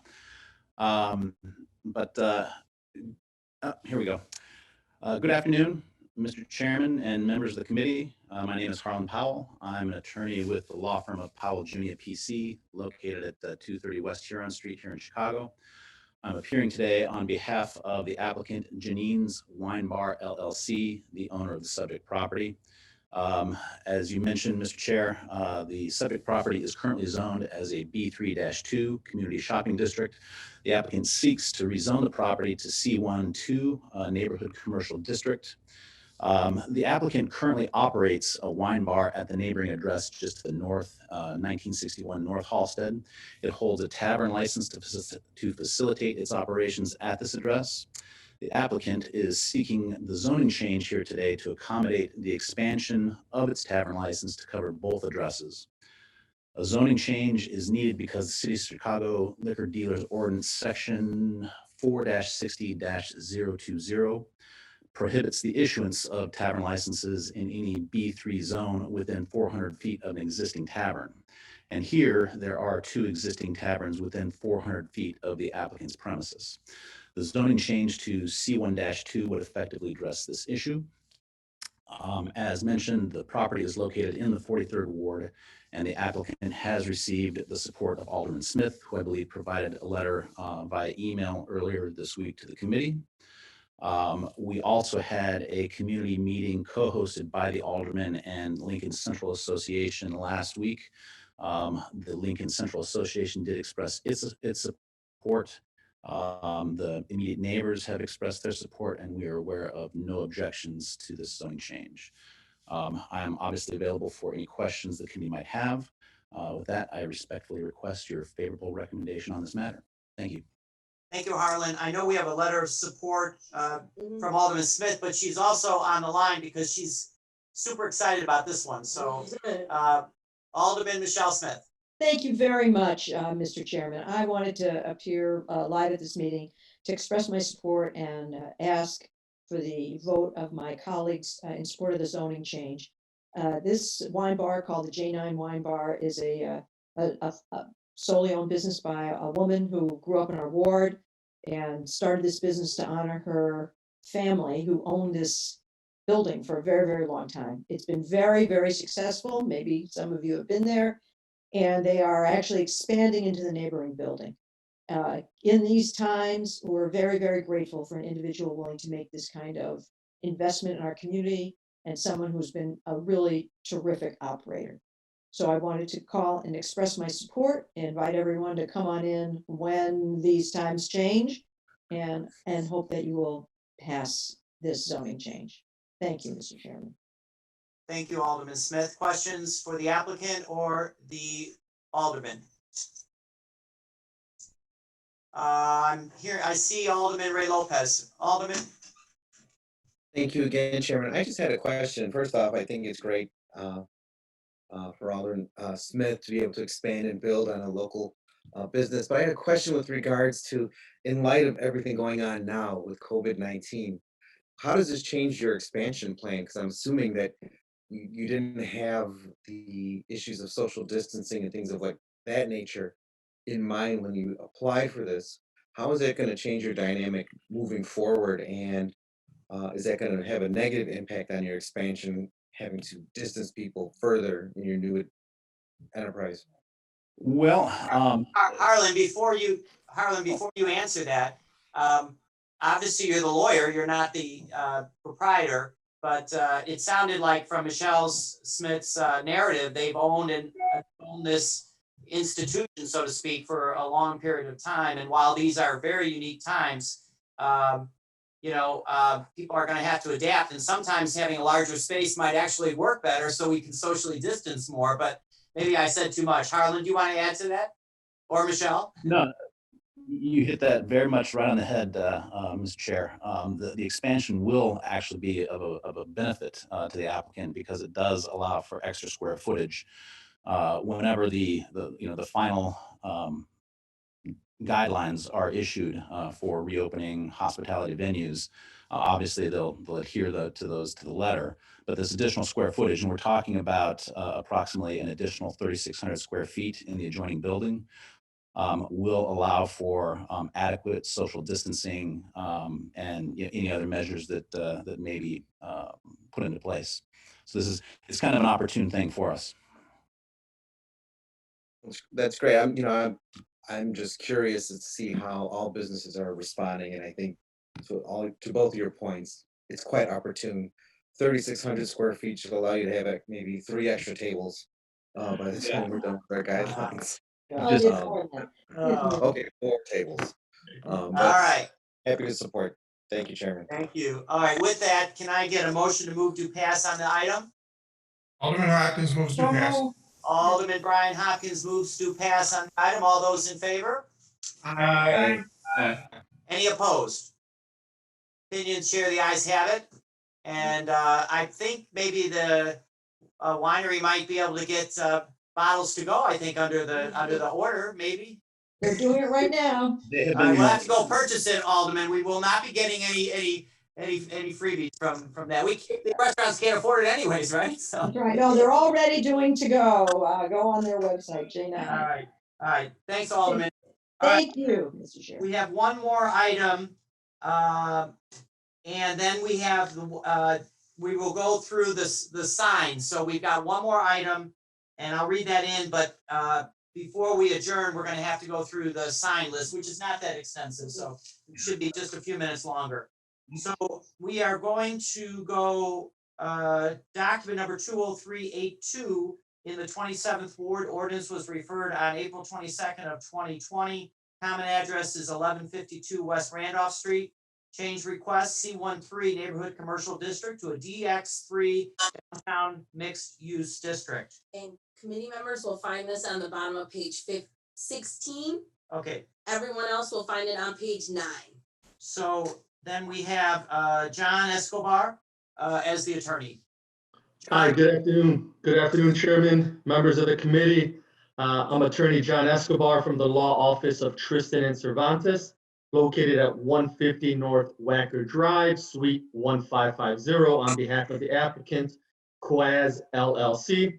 Also participating in this meeting is the founding partner and legal counsel for the applicant, Attorney Homero Tristan. Chairman, before I proceed, note that the architect for this project is currently locked out of this meeting and will likely be testifying today. Her name is Jamie Magalif from Steep Architecture Studio. Are you asking to her to speak on behalf of this? Eventually she will, if that's possible, to allow her into this meeting. Well, why don't we get through the presentation? We'll hear from the alderman, and then we'll see whether we need additional information before. Okay. Okay, thank you, Chairman. So also following this meeting is the applicant, member Brian Zeisis from Quaz LLC. As I mentioned, the principal architect, Jamie Magalif of Steep Architecture Studio, the owner, Peter Miller of the property, who was agreeable to this amendment and did provide a written authorization, and it is part of the file that was submitted. Janae Moreno is also a senior advisor. And Homero Tristan, as I previously mentioned. So the applicant is proposing to establish a DX3 Type 1 zoning change. The proposed amendment is a change from the current C13 district to a DX3 zoning district to establish and comply with the zoning requirements to operate an adult use cannabis dispensary at the subject property, 1152 West Randolph in Chicago. For the record, an updated narrative plans amended to be a Type 1 zoning amendment was submitted, and I ask that the item be amended to a Type 1 application and that the Type 1 narrative and plans be entered into and incorporated into this record. John, we're gonna ask the department, Ana Robles, do we have the Type 1? Anna Robles, yes, we do have the Type 1. He amended the application as a Type 1. Okay, so that's we're gonna need a motion to accept the substitute for a Type 1 application. I'll move, Chairman. Moved by Alderman Dowell. All those in favor? Aye. Aye. Any opposed? All right, hearing none, the item is amended to a Type 1 application. John, continue. Thank you, Chairman. The property is currently comprised of a rectangular shaped land parcel that is improved with a 2-story mixed-use commercial residential masonry building on a lot area of 4,985 square feet, containing 4 dwelling units and 4 off-street parking spaces. Aside from the interior build-out of the subject space, no new construction is proposed or required. The layouts will be compliant with the requirements of the state of Illinois and in accordance to the updated Type 1 narrative and plans that was submitted to the board and entered into the record. There will be no change to the floor area ratio. The building height is 35 feet 3 inches, and the applicant will seek special use as per Chicago zoning ordinance requirement under section 17-3-0200. The applicant's intent is, as I mentioned, to locate and establish this adult use cannabis dispensary within the first floor and the basement of the existing property. For reference, the applicant currently operates Dispensary 33, which is a medical cannabis and recreational adult use dispensary located at 5001 North Clark, which was the first medical cannabis dispensary to open in Chicago in 2015 and remains one of the few local Chicago-owned and operated shops in the city. and one of the only minority and woman-owned cannabis dispensary in the state. The applicant intends and is committed to meet the goals of the city's Department of Business Affairs and Consumer Protection by employing a workforce representative of the city in which it's located and operating with employees, which will include staff members and managers from a wide array of minority groups with local roots specifically to Chicago. The applicant will operate also consistent with the applicable City of Chicago and State of Illinois regulatory rules and guidelines for the storage, dispensing, and destruction of cannabis and other related activities. The applicant will operate within and pursuant to the state ordinance for dispensaries, allowing operation for up to 7 days a week from 6 a.m. to 10 p.m. and will accommodate regulators and other authorities for inspections, as well as shipment and delivery schedules. The applicant has met and garnered support of multiple local community groups and has held multiple community meetings regarding this specific project and zoning amendment. The applicant further has met with and conferred with the alderman on multiple occasions regarding the project. We have not obtained a letter of support at this point, but believe the alderman is not opposed to the amendment. I'd like to thank the committee for their time, and we respectfully request that the committee give a favorable consideration to and approval of this application. Thank you, and we're happy to answer any questions at this point. Thank you, John. Alderman Burnett's still on the call, I know. Alderman, do you want to speak first? I think we have another, Alderman Riley's back. He wants to ask a question. What's your preference, Alderman Burnett? So Mr. Chairman, I prefer to acquiesce to any questions. Okay, Alderman Riley. I guess, thank you, Chairman. I guess the most important question is, does Alderman Burnett support this application? Okay. Any other questions? Okay, Walter, it's your. Okay. So, Mr. Chairman, we had a community meeting last night with the community. To my surprise, it seemed like everybody in the community smoked weed because they all had experience with this place, with the former place who testified. But anyway, the community are in support of it. This is one of the few marijuana dispensaries that have come before me. The first one that needs a zoning change, for one, in my ward. Sorry about that. But also the only one that have come to me with an African American partner, and they're incorporating the African American partner into their plans. Janae, I know, is on the phone. Well, maybe on the Zoom. She's going to be a partner in it. We had a long discussion about it.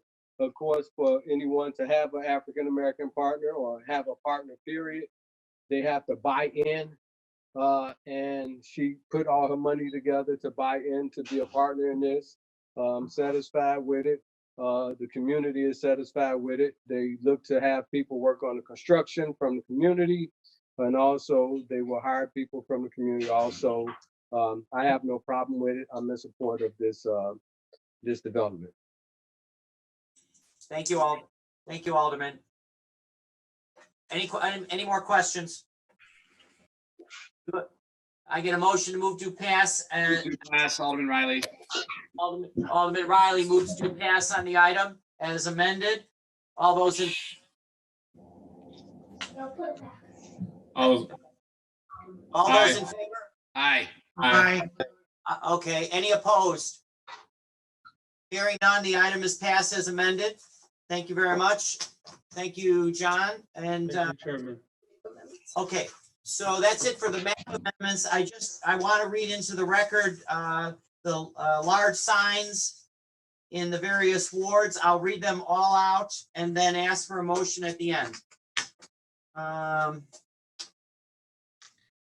Okay, starting in the second ward, 2 signs at 225 East Chicago Avenue. In the third ward, 3301 South State Street. Also in the third ward, 110 East Cermak Road. In the 11th ward, 2477 South Archer Avenue. In the 21st ward, 8522 South Lafayette Avenue. In the 22nd ward, 4334 West 26th Street. Also in the 22nd ward, 3714 West 26th Street. In the 23rd ward, 4354 West 63rd Street. In the 27th ward, 1835 West Harrison Street. 2 additional signs in the 27th ward. They are located at 2854 West Van Buren. In the 32nd ward, 2341 West Belmont Avenue. Also in 32nd ward, 1604 West Fullerton Avenue. 2 signs in the 34th ward at 1024 West 19th Street. Wait. That's wrong. 2 signs in the 34th. They can't be on 19th Street. Is it 119th? Oh, Let me repeat that in there. 2 signs in the 34th ward at 1024 West 119th Street. thank you, Alderman. In the 41st ward, 8755 West Higgins Road. 3 signs in the 42nd ward at 444//450 North Dearborn Street. And lastly, in the 47th ward, 4722 North Lincoln Avenue. Any questions from the committee members on these? Hearing or seeing no questions asked, can I have a motion to pass on the orders? Alderman Lopez moves to pass. Alderman Lopez moves to pass on the orders. All those in favor? Aye. Any opposed? Opinion of the chair, the ayes have it. And the orders are passed and will be reported out at tomorrow's city council meeting. With that being said, can I get a motion to adjourn? Move adjourned. Motion by Alderman Hopkins to adjourn. All those in favor? Aye. Aye. Any opposed? Opinion chair, the ayes have it, and I want to thank each and every one of our members for their assistance today, department and the attorneys. Unfortunately, we'll probably have to have a few more of these before the end of the year. Great job, Tom.